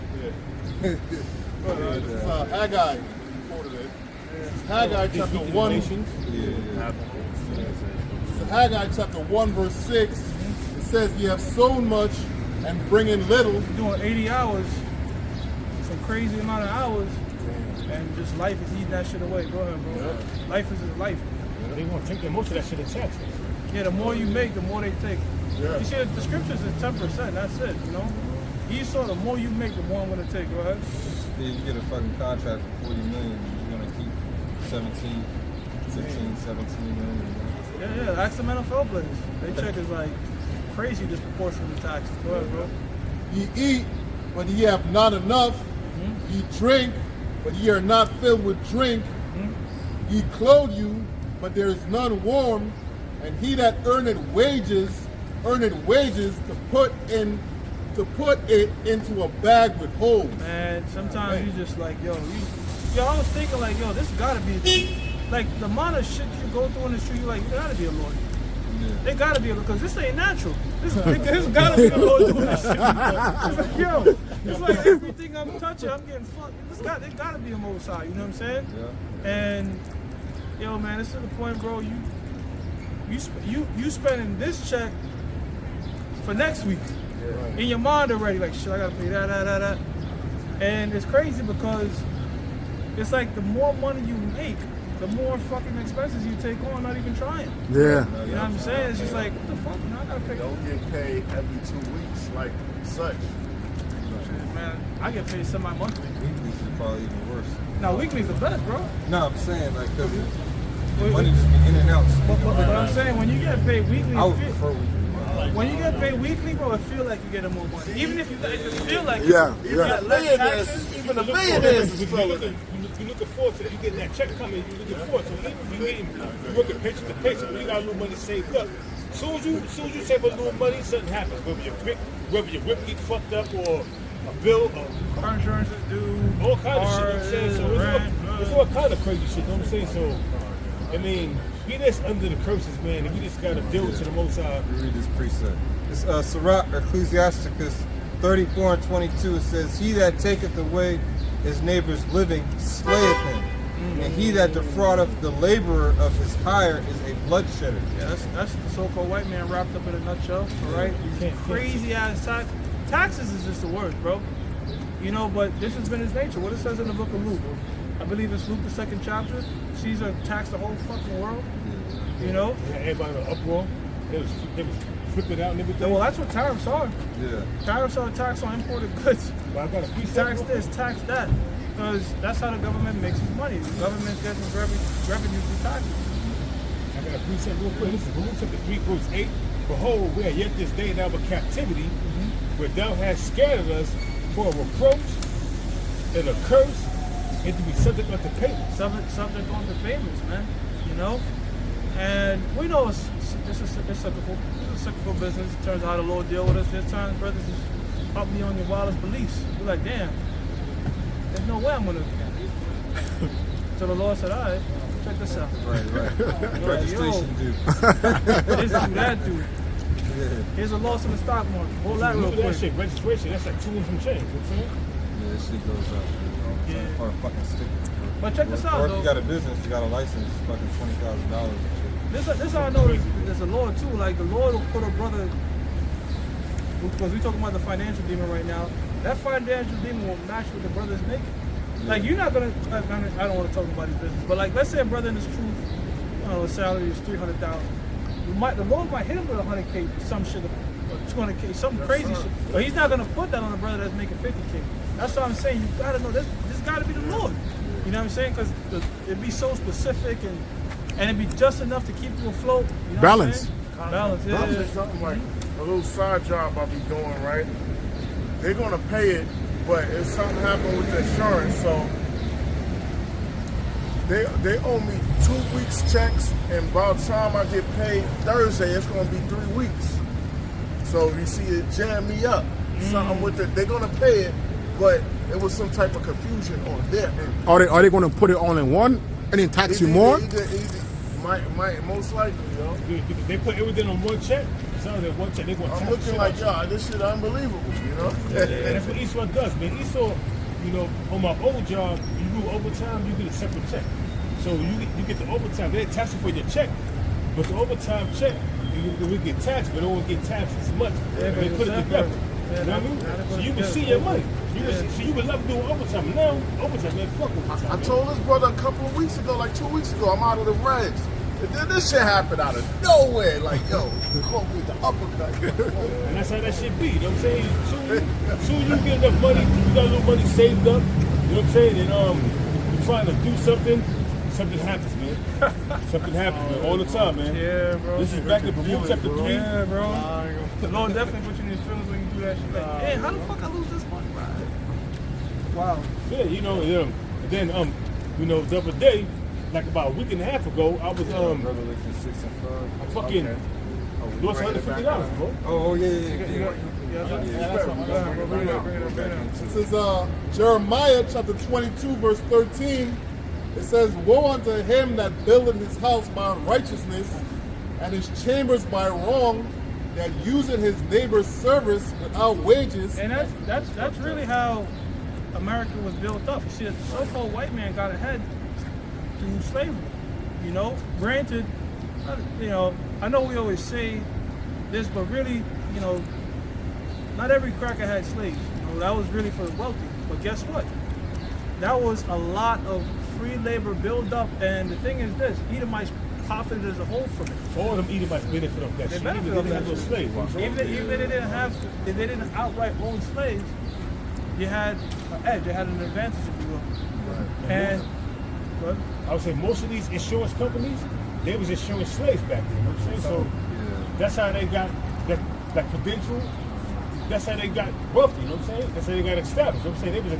They were you know, insuring slave for an Edomite. You know what I'm saying? Up to the Edomite, insuring slave. If they happen to them, I get paid. I get benefits. Or a corporation, if it wasn't an insurance company, they had a debt that they needed to collect, people would give them slaves. Then they were still tied there because collateral. slave was property, bro. That was just like how you own a horse or some shit. It was property. You couldn't just an Edomite couldn't just come and steal another Edomite, steal a Jake from another Edomite.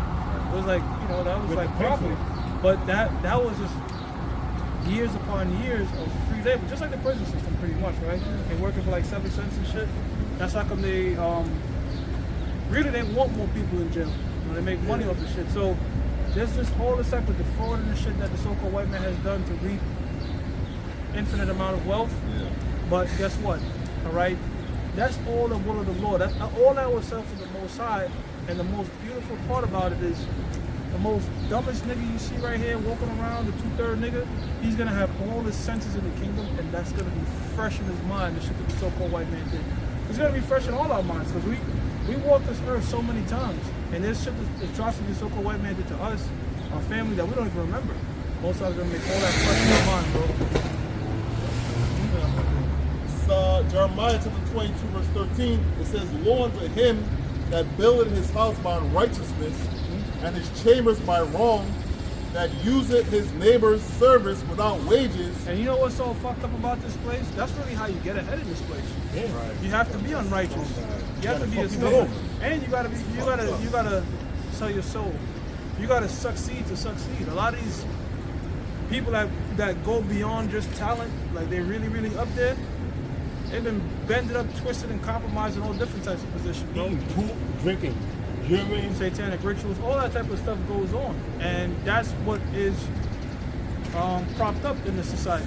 That's how come you have a lot of one-hit wonders, because they thought like, shit, I'm just talented. All right, listen now, we need to spread these cheeks and go to work. I ain't with that. Whoa. All right, well, nigga, that was your last hit. remember group theory? Tell me what you want to do. That was a fucking and that was a good ass group right there, group theory. Yeah, it was. But there was a one hit wonder because you know they probably found out like, listen, man, you got that one hit.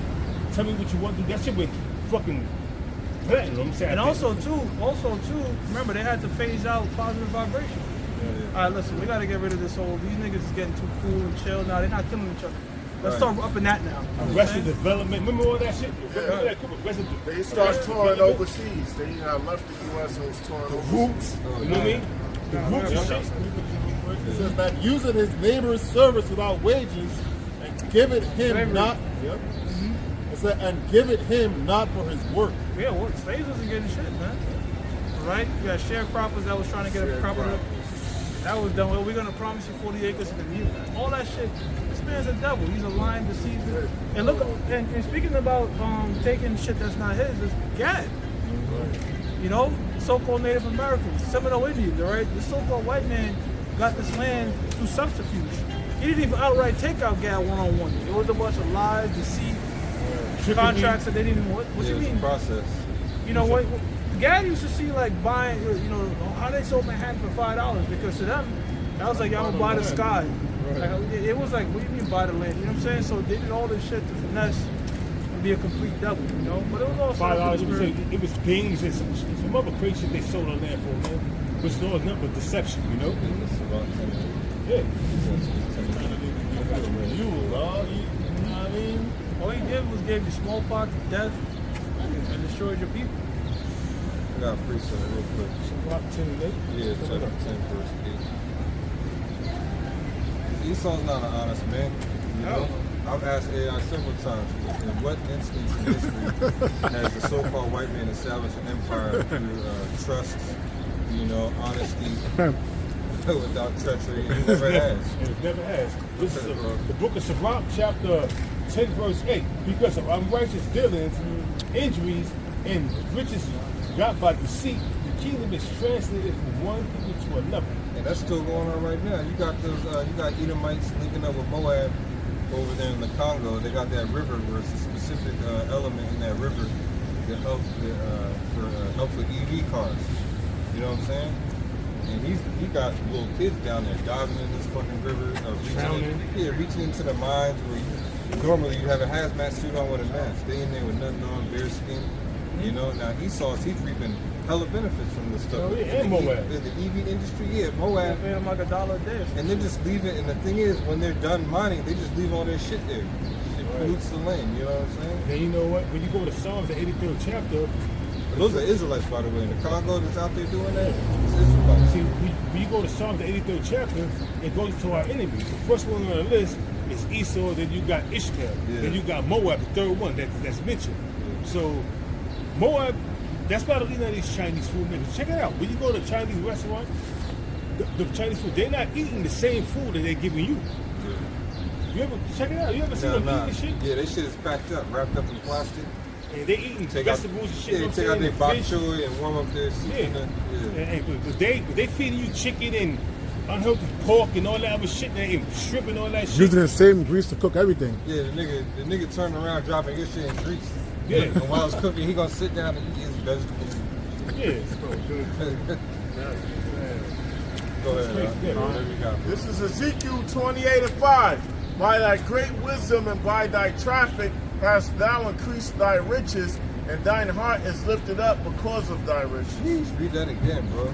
By thy wisdom and by thy traffic. Right, which that's all it is the Lord downloading how He wants you to operate. This Lord, He made Esau a perfect devil, right along with the heathen. Because you said to Ishmael, because what's not talked about a lot is also the trans-Saharan slave trade, where Ishmael got with the East African Hamites, the Hamites in the east, and sold us over to the far east, Moab. You know what I'm saying?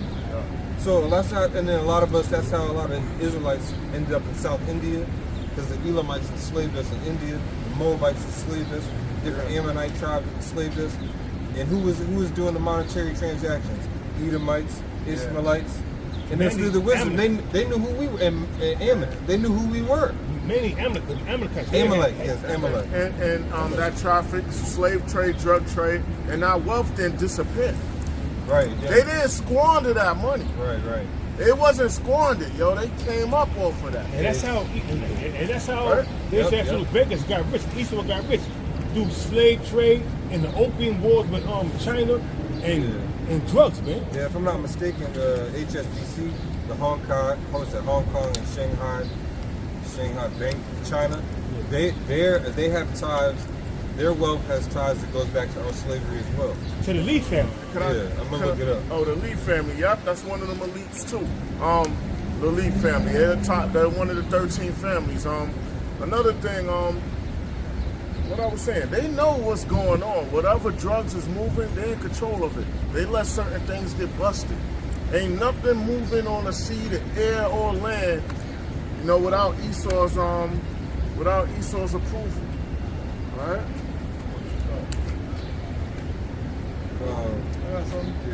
This is Jeremiah 13:23.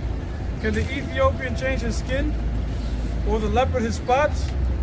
Then may he also do good that are accustomed to do evil. Not accustomed. And so the Ethiopian, you can't change his skin, or the leopard his spots. Man, his complexion, or the leopard his spots.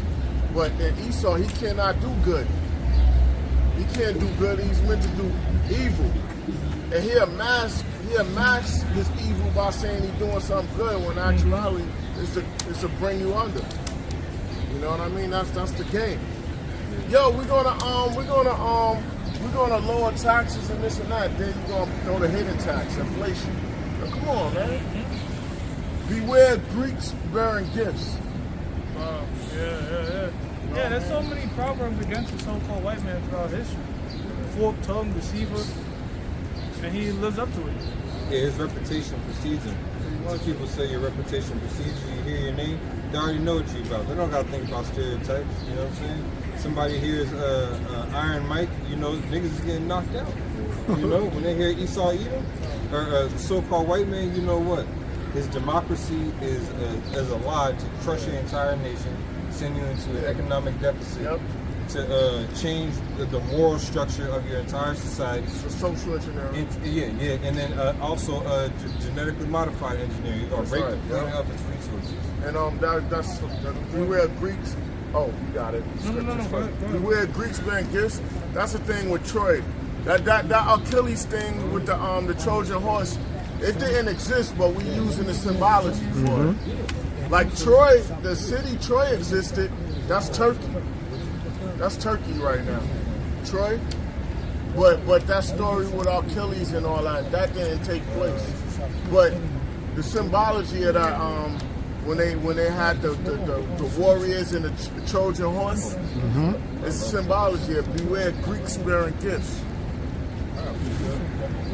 Psalm chapter 10, verse 4, it says, the wicked, through the pride of his countenance, will not seek after the Most High. The Most High is not at all in his thoughts. It's not. The Most High is not in the thoughts of these so-called white men, all right? Starting with the elites of them, all right? I'm glad that brother mentioned the elite family, because that's an elite family. You know, that's a part of too, the level of wisdom. When we go into these different animals, how they represent wisdom. In the top, you have the dragon. Apostle Albert Gabar brings this out. Dragon is known for what? It's cruelty. And that's the so-called white man, yo. He's extremely cruel. You would think, like, yo, well, Jake, like, yo, I feel bad, bro. This is fucked up. You know what I'm saying? Right. But Esau, no, he's completely heartless, yo. Pretend that it's bad. Yo, bro, you ever work with some of these devils, bro? Like, man, like, some of the shit they say, you're like, yo, where's the compassion, man? Like, yo, these motherfuckers is ruthless, man. Like, they was just, I don't even want to go too detailed in it, man. It says, I'm gonna come across this video. Go ahead, bro. it says his ways are grievous. His ways are always grievous. His ways are always grievous. Oh, Shalak, you speak, right? They always grievous, yo. Like, here it goes. You might have a task, you might work janitorial position or whatever. So you might finish all your assignments on the job. But he wants you to max out every cent of that time. You heard me? You might be ahead of your schedule. So if he wants you to do other things, you're doing double or triple your load of work. You know, this man, and then he might say, oh, you get a half an hour lunch break, when in actuality you don't, because you gotta clock in, but you gotta clock out that half an hour. So let's say you start work 8 o'clock, you get a 30-minute lunch break, but you gotta clock out for the end of your shift at 4:30. So you don't really get no free time. You know what I mean? It's bullshit. It's illusion. So-called white man is heartless, man.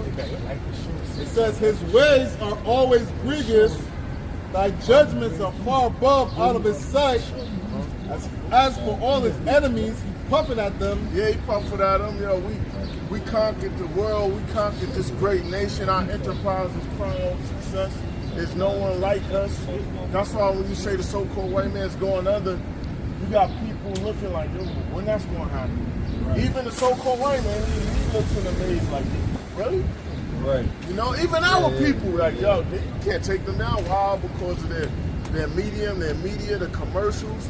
You could believe it. You could keep telling someone something over and over again till they believe it. Like, they really think their military is going to conquer all, man.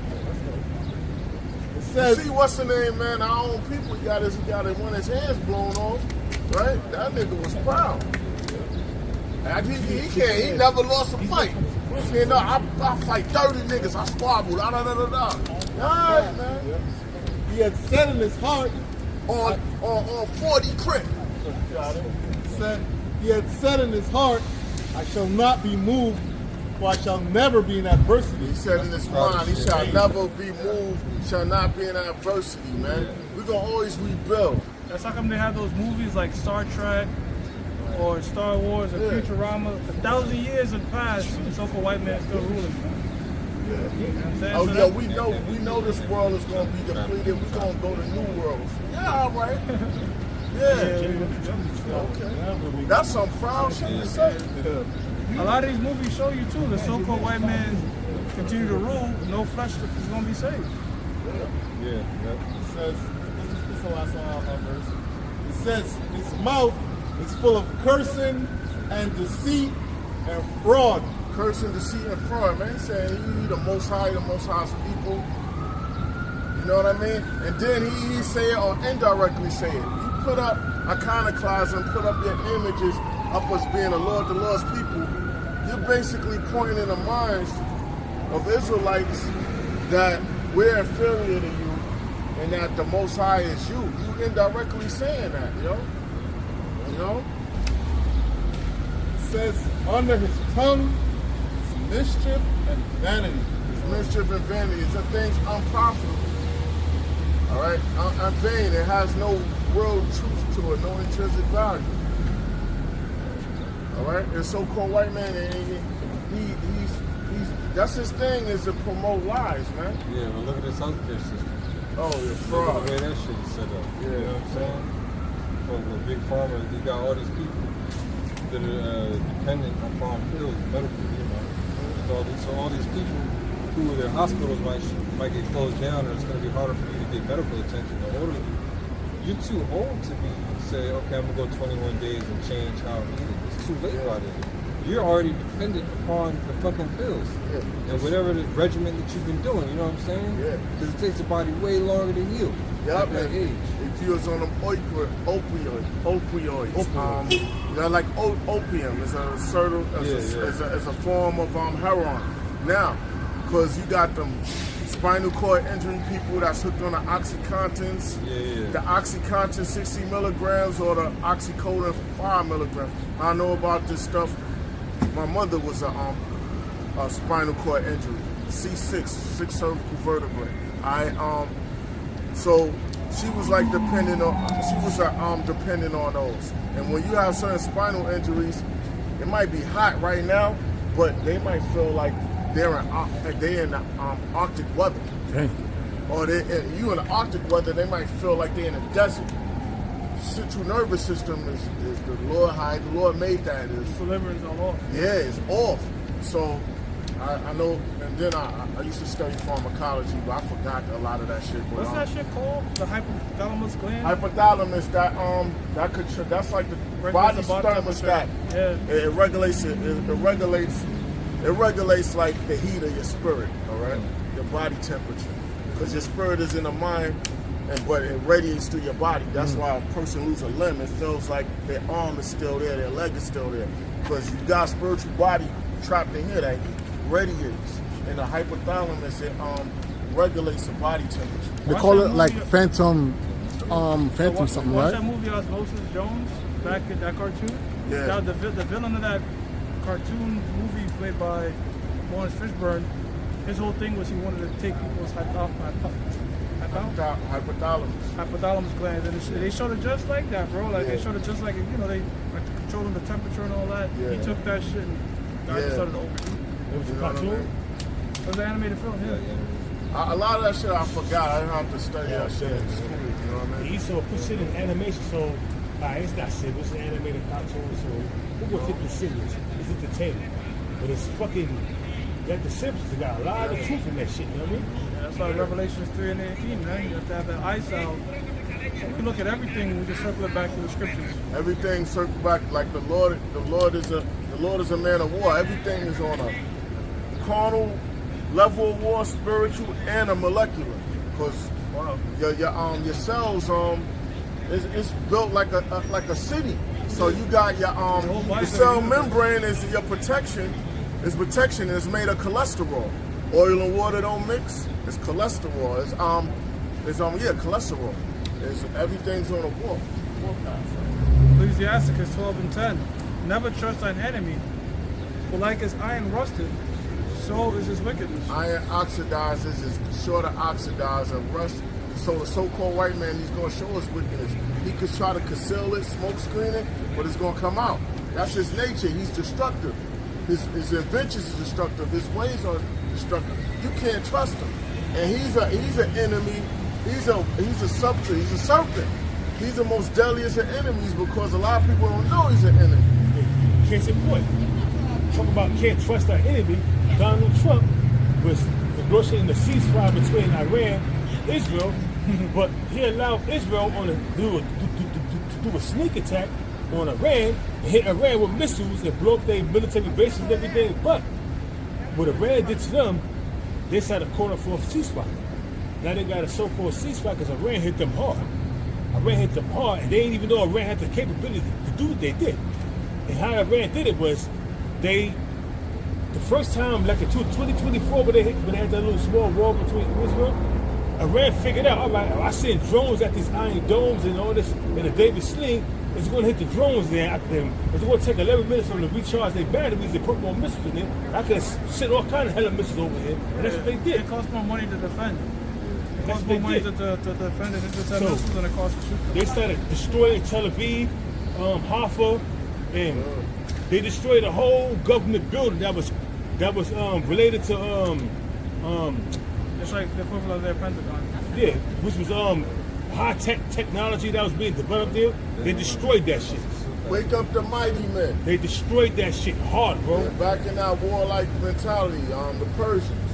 Yeah, what Israel did was they'll have their military complexes they'll put it in civilian locations so they can say, look, they're striking civilians, but it's against Sharia law, which is Iran, the Ayatollah, the Muslim, the religious figure, because they have a theocracy over there, meaning they tie their leader to a religious figure, which is the Ayatollah. Under Sharia law, you can't kill innocent people. So Israel's trying to use that to their advantage. So they'll have like an IDF base and put it under a hospital. That's what they did. They do things like that. That's how come every time these places get struck, Iran has to put out a message saying, look, this is strictly military, no innocent civilians was harmed, and these sorts of stuff. Because if the Ayatollah starts killing, like just bombarding Israel like Israel bombards Iran, In Gaza, he could be overthrown because he'll look like a hypocrite. yeah, but This is how come they fund proxies. They have Hezbollah do it, the Houthis in Yemen. They used to go through Syria, so that's how they would circumvent and fuck Israel up. That way. The Houthis were recently firing missiles on Israel. and they got their shit. in the Red Sea, yeah. They got some sophisticated technology, and Hezbollah. And then you know what the hypocrisy of the whole thing with Benjamin Netanyahu, he was like, they was bombing hospitals in the Gaza Strip, killing 500 people, women and children, medical staff and everything, just killing them. But as soon as one hospital get hit by an Iranian missile, look what they did. They destroyed the hospital. Straight hypocrisy. Hypocrisy has no boundaries when it comes to these goddamn Edomites, man. That shit is crazy, bro. This is, since you said that, let me get The level of hypocrisy when it comes to Bibi Netanyahu and Donald Trump, because Donald Trump is a liar. He considered a liar. Nobody trusts Donald Trump. While you negotiating the goddamn ceasefire, you help orchestrate a secret bombing on Iran. Yeah, butter in his mouth and smooth butter with wars in his heart. Yeah. This Job 15:34 says, "For the congregation of hypocrites shall be desolate, and fire shall consume the tabernacles of bribery." That's what's happening right now, man. And it's going to happen on the future day. Read that again, Bobby Bishop. Yeah. Job 15:34 says, "For the congregation of hypocrites shall be desolate," which is Esau, Amalek, and it's going to become desolate when the missiles hit, when Yahweh shall crack the skies, bringing death, destruction, and deliverance, man. Death and destruction to Esau, Israel, and 2/3 of our own people, man. And deliverance to the 1/3, man.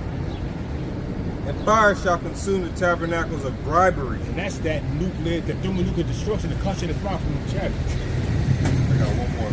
Verse 35, it says, "They conceive mischief and bring forth vanity." They conceive mischief and bring forth vanity. Worthless bullshit, man. Yeah.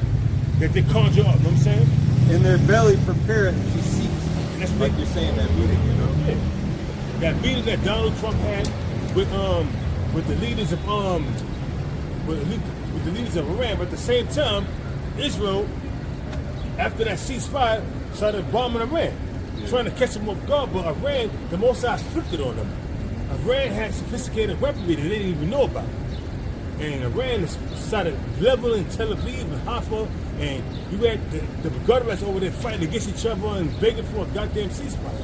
Why do you think Iran got the big homies on deck? You Russia know? and Russia, China, North Korea, and India offered to send to arm them with warheads, man. Every time even Netanyahu's about to face trial, he gets to go into war. Yeah. When all things fail, they bring you to war, like Joe said just said. When all things fail, they take you to war. Psalm chapter 35, verse 20. It says, "For they speak not peace, but they devise deceitful matters against them that are quiet in the land." That's these devils, man. That's these devils, man. You that again, Baba Kushal? Psalm He's a real chapter- dis-ease, man. He puts nations at odds with each other, you know, perfectly fine. Look at Gad. This makes you think about Gad and Reuben, all the northern tribes over here. You sitting down having meetings with them, but your army is preparing to go to war. Right. Right, They I'm used saying? psychological warfare against Gad, because while Gad was going out hunting and everything, they would come in and slaughter the women and the children. Come in the village and they slaughter them. But Gad come back, they all fucked up in the head. They're like, oh shit. Tell me that's not psychological warfare, man. Still doing the psyops to this day. Come in. They're coming home from hunting buffalo, got the buffalo. Then they killed all the buffalo because they wanted to stop Gad. They Man, move it's similar to Hannibal Barca. But I think the third Punic War battle of Cannae, Hannibal he gathered reinforcements. So me and you fighting, we near Rome. And now but I'm Rome. I send secret legions to Carthage. Now, but his know what own I mean? cousin betrayed him. Because that was because it wasn't for them. It wasn't at the It time. wasn't for them. It wasn't for Hannibal Barca to conquer Rome, because Rome was going to become a exceedingly great power. That was the fourth beast. So it wasn't in the prophecy for that to happen. So that's why the Lord allowed Hannibal Barca's cousin to betray him. You know what I mean? And not only They that, send secret legions over. and not only that, they had to cross the mountains, and the mountains was heavily snowed in. So a lot of them died from starvation and being cold. They was traveling. The You know what I weaker mean? ones, and he gathered reinforcements. You got it. So imagine that, like, bro. Hannibal Barca was leading the charge, but a lot of his men died off. He also the betrayal of his cousin. I'm gonna just read it again. This is Psalm chapter 35, verse 20. It says, "For they speak not peace, but they devise deceitful matters against them that are quiet in the land." That's also going on again. That big beautiful bill. Because it sounds peaceful, but who's that peace coming to? Again, protecting that 1%. You know, you only care about that top triangle at the top of the pyramid. Yeah, you know? they saying that their claim is going to benefit the working class because they're going to be less taxes and more money added to their check. So they can put it back into the their circulation. But I don't think that's the case, man. Esau don't do shit for the poor. It's the poor against the rich, man. So the rich become rich and the poor become poor because they want them to be served and they want to microchip everybody and have everybody enslaved. Yeah, Esau, he wants to either depopulate you or make sure that he can track you ultimately, you know? Keep control over you. Yeah, because what Esau wants is he wants to make spirits and control spirits. Huh. So if he can get this chip in you, well then now he can track your chin. This is where you like to go on Thursday evenings. You know, this is how much you like mayonnaise on your sandwich or whatever. You're just always getting extra of this or doing this around this time of the year. This always happens. So I like to eat a lot of So they can chicken. push more distractions into that area for you. Yeah. Or say, you know what, nah, you're too overweight, you can't purchase anything. Your chip's not gonna work in this My establishment. thing is like a trip, people think about it like a one-way sort of system, but it's a two-way thing, right? If you could scan and put out information, it's not for Esau to put information in your thoughts. Right. Programming, just like how they run ads on your ship. Yep. You got that chip in you, you go to sleep when you have ads. They showed you that in Black Black Mirror. Mirror, yeah, Yeah. the bitch, You're going to bed and shit. Yeah, you gotta keep getting upgrades. Yeah. All that stuff people think is science fiction, but this is how the so-called white man's think, bro. Have you been having a conversation in your house? What was saying? You mentioned ice cream, ice cream commercial come on. Yeah. You like if you say Dove soap pop up on YouTube. If you don't have premium, you're gonna see ad for Dove soap or whatever. You know, that's how it goes. Facebook or whatever. Because when you download the app, it's telling you we have the right to record, do all this type of shit. Yep, You know, yep. that's another way they trap people. Like these government officials, they're like, well, hey, you got me doing what? I don't even remember that. You gotta remember it. You record that shit on your TV and all that. You know what I'm saying? Right. Should go deep. Anyways, Psalm 73:3. I was envious at the foolish when I saw the prosperity of the wicked, for there are no bands in their death. Yeah, because like we were saying when we was over there at the other camp, people will say, well, the Lord's blessing me, but he's blessing you on the left-hand side. Yeah. He's just giving you gifts from Satan, that's all. You know? But the gift, it comes with lead, you know, it's got asbestos in it. Right. If you touch it with your bare hand, your skin gonna melt off. Fluoride. Yeah, it's got fluoride in it. If you breathe it in, your lungs gonna fucking collapse in on themselves, you know? What Jake don't realize, when they like the avant-garde or the gatekeepers of Esau's Illuminati is the boule. And he ain't nothing but the house nigga of the 1800s. Right. And you got the regular people are the field niggas, and the boule is the house niggas. To keep they the bougie type niggas that was in the house eating from the master's table. You know what I mean?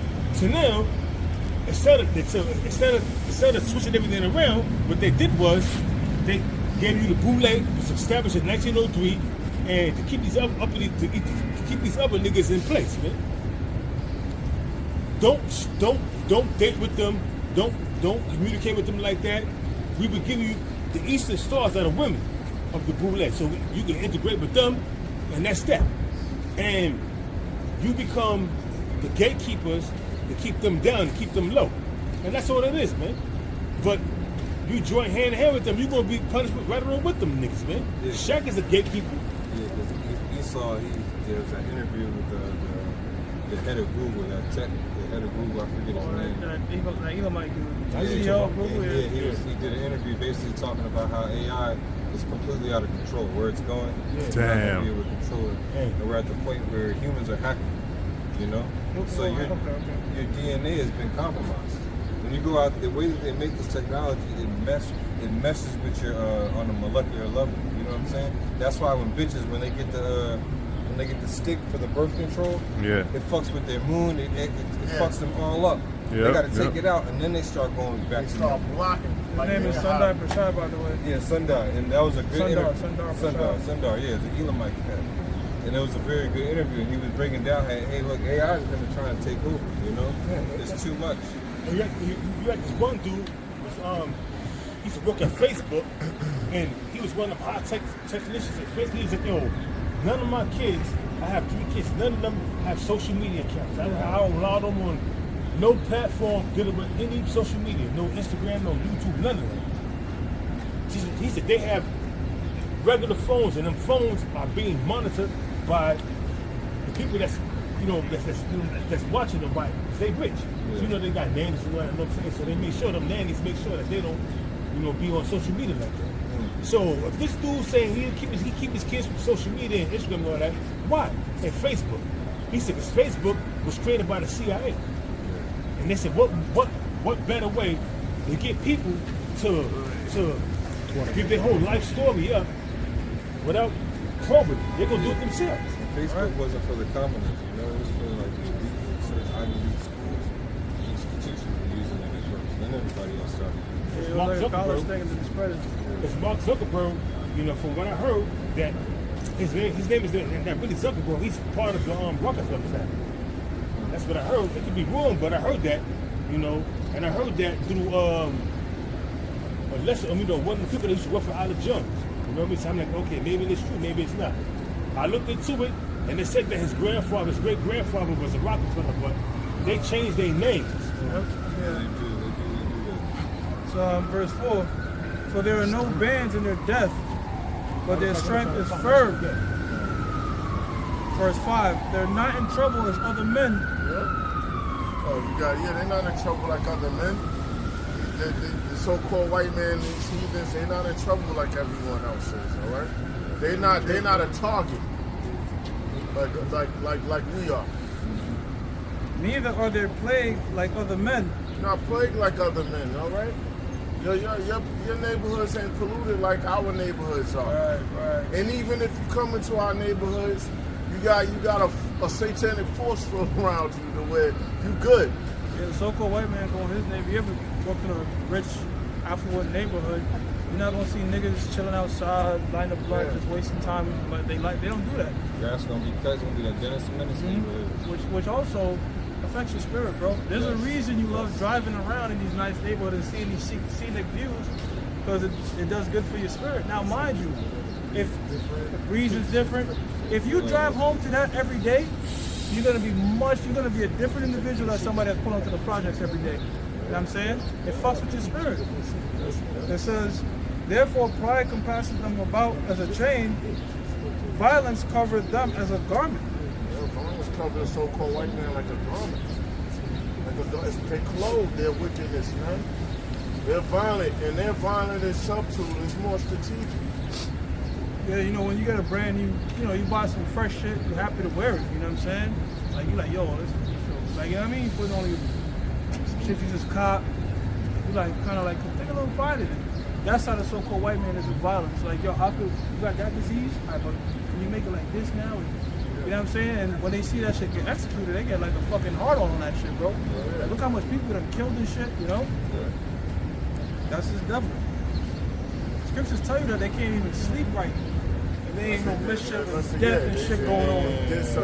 They conquered their goal. That's why the apostles tell us to do this work, because we constantly doing the Lord's work while they doing spiritual demon Satan's work. Right. Yeah, the same fulfillment we get out of doing the work of the Lord, that's the same fulfillment they get out of working for Satan. They own it, man. They own it. It's Ecclesiasticus chapter 14, verse 5. It says, he that is evil to himself, to whom will he be good? He shall not take pleasure in his goods. He's not. The so-called white man, he meditates on wickedness, man. On how can he overthrow and further destroy or annihilate so-called Negro, Latinos, and Native Americans. And if he don't annihilate everyone, annihilates 97% and enslave the rest. Because all you that join hand in hand with him, thinking you are part of the elite, nah, you serving a purpose to mislead our people, and then he gonna turn his back on you. That's all it is. Look how he treats his own people, his own land. He's absolutely, he's self-destructive. That's why, again, our people are the way they are. You created niggas. But you're the biggest bully on the block. How I used to go down to the nation's capital, right, and I see our people living in tents. I don't know if it changed. No, it's still the same. When you arrive at Union Station in D.C., that's like clutch your bag and don't walk barefoot. Watch where you stand. Union City is equivalent to Grand Central. Union City is equivalent to Grand Central Station. You know what I mean? And then you got where H Street go. It's all filled. You have this one dude that goes around and he interviewed the homeless. There's a major homeless population in LA. You don't even hear that shit on the news, man. LA is you can hardly Skid Row. It's like Tent City. Yeah. San Francisco's like that too. It's hard to believe Tent City. that part of America, that part of LA is a part of America. That's how third world country. That's how third world look, man. Yeah, Skid Row in LA, it looked like a third world country. And you got people like this. It's nodding and shit, you know what I'm saying? Out. Got that good shot, you know what I mean? And it's third world countries because of so-called white man robbing and looting. Because how he's a bottomless pit. That's a bottomless pit over there in Europe. Right, the majority of it, the ones that got resources is Russia. But the other part is like a bottomless pit. Russia's not a part of Europe. Russia's part of Asia. It is? Yeah, I thought part of Russia is in Europe too, right? That's in Europe. It's to the Asiatic. It's Asia. Right. Really, it's all Asia. Europe is all Asia. It's all Asia. Okay. They just call it Asia Minor. Russia's all Asia, but Europe is Europe. You know what I mean? That's in the West. The West, you got Western Europe and you got Eastern Europe. Russia part of Eastern Europe. Because they got resources in Russia. Ukraine got a lot of Yeah, resources. they'll try to say Europe is a continent, but that's an Edomite fact. That's an Edomite fallacy. So they threw out disinformation. Yeah. Look at this so-called white man. You know, that's what he do. Hey, Russia was never a part of the seven heads. You know, Russia was always. It tell you that Russia was the contrary feather is Russia. You know what I mean? Yeah, see? No. It's like I meant to say the Russia was a part, never a part of NATO. Russia was always, Adversary. towards the seven heads. Man, they was never a part of that. It wasn't. It says continents, it says North America, Asia, South America, Antarctica, Africa, Europe, Oceania. But Europe is part of Asia. Esau just wants something for himself. See what I mean? Go ahead, bro. Technically, we're Asiatic. Yeah, because Israel is in Asia. Yeah, that's true. It's Psalm chapter 58, verse 2. It says, yea, in the heart ye work wickedness. In your mind, you work wickedness, man. You meditate that wickedness, man. Ye weigh the violence of your hands in the earth. You weigh the violence of his hands in the earth. His weapons, his regular weapons, his economic weapons, his pharmacology, biological weapons. Yeah, and then his economic weapon is also a biological weapon. It's a silent weapon. It fucks up your thoughts. Price shocking. Because this dollar's not worth, it's not backed by anything, and it's not worth anything. But the people that carry the dollar in their pocket give us this power. That's why I got the symbols on there. It's still the United States dollar is still tied to labor. That's the only reason you don't throw $100 bill out the window, because you have to work for it. Because when you go back to the system of the ancient Babylonians, they had something where they used to create money out of thin air too. Where do you think Esau got that from? It's called the ancient Babylonian money magic system. Yeah. That Esau creates money out of thin air. It's not backed by anything, but the people give it its illusion. When you look up the Babylonian money magic system, Esau took that whole concept and made it to something big. Esau is not prolific in anything he does. He steals culture, steals ideas, and steals lands, and steals people's identity. He's not prolific in anything he does, man. Why do you think they got something called the ancient Babylonian money magic system that Esau follows to a T?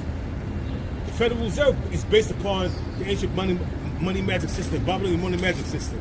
Yeah, currency. Yep, I was just looking at it. Fiat means Faith, right? Faith. yeah, faith-based. You know, it's not really created by anything. It's faith-based. It says, the wicked are estranged from the womb. They go astray as soon as they're born, as they be born, speaking lies. Speaking lies. As soon as they're able to talk, they start lying.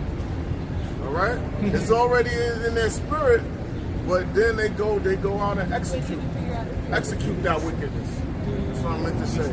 So who God is a lie? Yeah, and they always lying, man. That's why a lot of our people got hung and things like that. They lie. You know, one of them, I was working with y'all years ago, and one of them, one of the dudes called lie, or his daughter say we was following his daughter or whatever, and that wasn't the case. In my mind, I'm like, yeah, I'm gonna sue the shit out of him, because when we used to do sales, we was on TPV, third party verification. So I had to be recorded, so to show that everything was on the up and up. I'm like, I'm recorded at this time. In my mind, I'm like, yo, big ass lawsuit. I gotta come up. You know what I mean? I'm just thinking like, yo, I'm just chill. And I call my lead and manager, which is Yan Zayan. You know what I mean? For him to be there. I'm like, yo, I gotta come up. You know what I mean? I'm gonna catch him. I'm suing. I'm suing. You know what I mean? But I didn't get jammed up. I didn't get to sue because they didn't lock me up. And our father was all fucking drunk anyway. You know what I mean? But yeah. But these Edomites, right after the little girl lied, right? As soon as we leave in the work site, she's back up just playing and running up the block. They just doubles, man. Yep. It says their poison is like the poison of a serpent. It's poison of a serpent. All right? That's their poison, their philosophies, man. Their religion, all of that tied together, all of that, everything they do. Right? Their poison is like the poison of a serpent. They're like the deaf adder that's stopping her air. Like a deaf adder. Everything, that's why our people is jammed up, because of the so-called white man. There's poison, there's philosophies and stuff, there's capitalism, all of that, feminism, all of that is poison, man. That's why our women are out of order, because I don't need no man. I gotta take care of myself and this and that. All right, we'll see when this economy crashes, when all the world's economies crashes. We're gonna see if the Lord is going to put that to the test. You know what I mean? Because we not independent. We depend on Yahweh Shem Yahushua. So Yahweh Shah depends on the Most High, because Yahweh Shah is dependent on the Most High, because he has to wait on Yahweh to sanction when he goes to take this place down. You know, so, and they talking about they're independent, all right. Well, we're going to see. We'll see about that. So back in Psalm 73 and 8, it says, they are corrupt and speak wickedly concerning oppression. Yeah, the so-called white man. He's corrupt. No, look. Y'all been here 400 years? Or how many? Y'all been out of slavery such long? Pull yourself up by your bootstrap and all that. When all you top 500, Fortune 500 people goes back to these elites, to these elite 13 families. Well, that's how you forget slavery, but every fucking year is a new movie on the Holocaust. Yeah, and that didn't happen. Right. No damn Holocaust happened. We wish it happened, but it didn't happen. I ain't gonna lie. I wish Hitler was gassing these niggas up. A lot of people were saying with that war, so if they were, they're saying maybe Hitler was on to something. Oh yeah, you're right. Yeah, You're right. everybody's saying that Yeah. Because everybody's like, everywhere the so-called Jew goes, there's like an uprising to get them the fuck out of here. Yeah, right. Kicked out of all these They got kicked out of Europe. They went to go to Palestine. So it's always something about these people. No, why can't He even shows the people to keep annoying everybody on earth. You know something? Yeah. Big snouts and nose be like, You know what you like should a do? rat. Look up Hitler's speech in English. There's a reason they always just show it in German. If you ever go to YouTube and watch what Hitler was saying in English, you're like, holy shit. Like, damn, it's pretty accurate. We can say that Hitler was targeting Israelites in Germany. He was sterilizing Israelites in Germany, so he couldn't have children. Yeah, he was racist towards, but Jesse Owens went over there. I saw that movie, yeah. He was racist towards Jesse Owens. It didn't been Hitler was in his right spirit. yeah, of course. That's how Edomites should be. You should just be about your race. That's how every nation should be. I forgot what I hate this fake shit. When Jack Johnson went over there in Germany, he's in Germany, he fought that Edomite. The Edomite got a call from Hitler saying that, yo, I want you to whoop this motherfucker's ass. Man. You know what I mean? Make sure you take care of him. Make sure you take care of him. You know what I'm saying? But Jack Johnson humiliated this dude, man. I mean, beat the shit out of this dude, man. And toyed with him. When he hit him, he had knocked him, the dude was about to fall out here, grab him, and hold him up. You know what I mean? So hold him up so he can finish punishing him. You know what I'm saying? Because he got the whip of what Adolf Hitler told him. When he created some type of tool, and he also was the owner of the Cotton Club too in Harlem. He sold it to The a original gangster, I owner forgot. of the car. But the Yeah, original he was car the club. original. Not the one that's The over there original, now. not that one. That's the original one, and he sold it. I forgot what gangster he sold it to, but yeah. And they charged Puffy with the Mann Act. The Mann Act? They called it back in the days the Mann Act. You know, when you take a woman and travel state lines, they have sex with them. That's called the Mann Act. They created that because this dude Jack Johnson, he was into white women. And back when he was around in 1912, it was totally against him. Edomites was like, what? This nigga fucking a fucking white woman? Shit, man. He said they made up a law. It's called the Mann Act. And that's what they got Puffy on. You know? I'm sorry, I'm sorry. They ain't called the Mann. They said transfer of prostitutes across state line. When you look into it, that's the Mann Act. That's the Mann Act. It says they are corrupt and speak wickedly concerning oppression. They speak loftily. Yeah, like that guy, that dude Matt Walsh, when he was on this rampage about, he was proud of what the colonizers To see what they did was good. You know what I'm saying? Yeah. See how he talked about that? That's a good example right there as a recently, you know. I think he has a whole documentary or movie on it why he says he's basically racist or something shit like that. He was saying it was a beautiful thing. They accept their dominance, and he was like, oh, how they came over here, they colonized over here. Yeah, but we taught you, we civilized you, which is a total fucking lie. You know, all lies, man. Esau is he's a forger of lies, man. He's a physician of no father. He's a forger of lies, man. He lies. When he's a baby, when he's crying, he's lying. He's crying, man. He's lying. You know?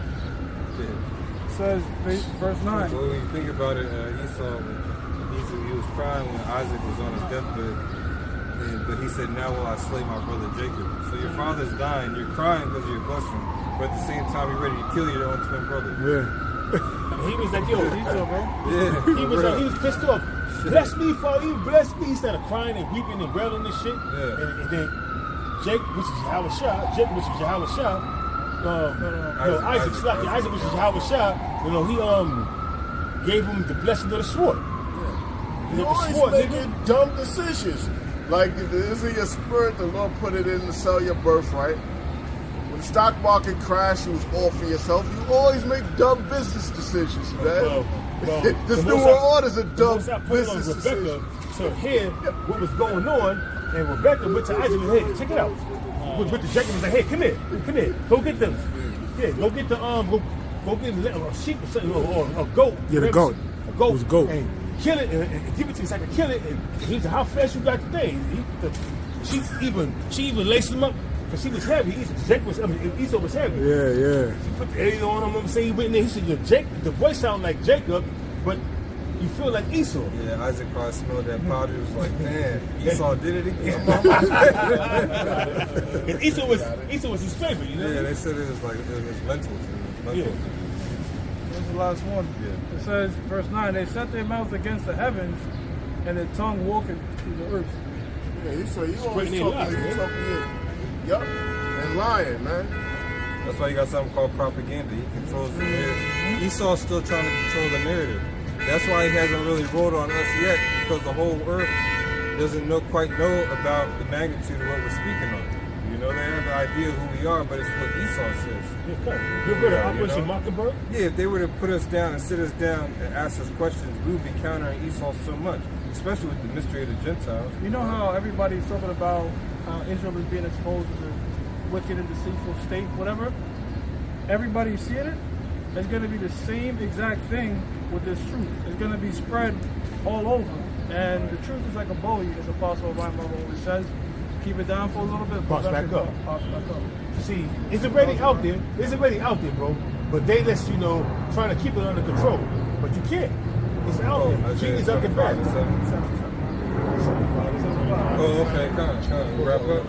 Hey, with that, we give all praise to our power. Yahweh, Ba'ashem, Yahushua, Ba'ashem, Kakwadash. Praying you know you're edified, and shalom to the household of faith. Shalom. Shalom.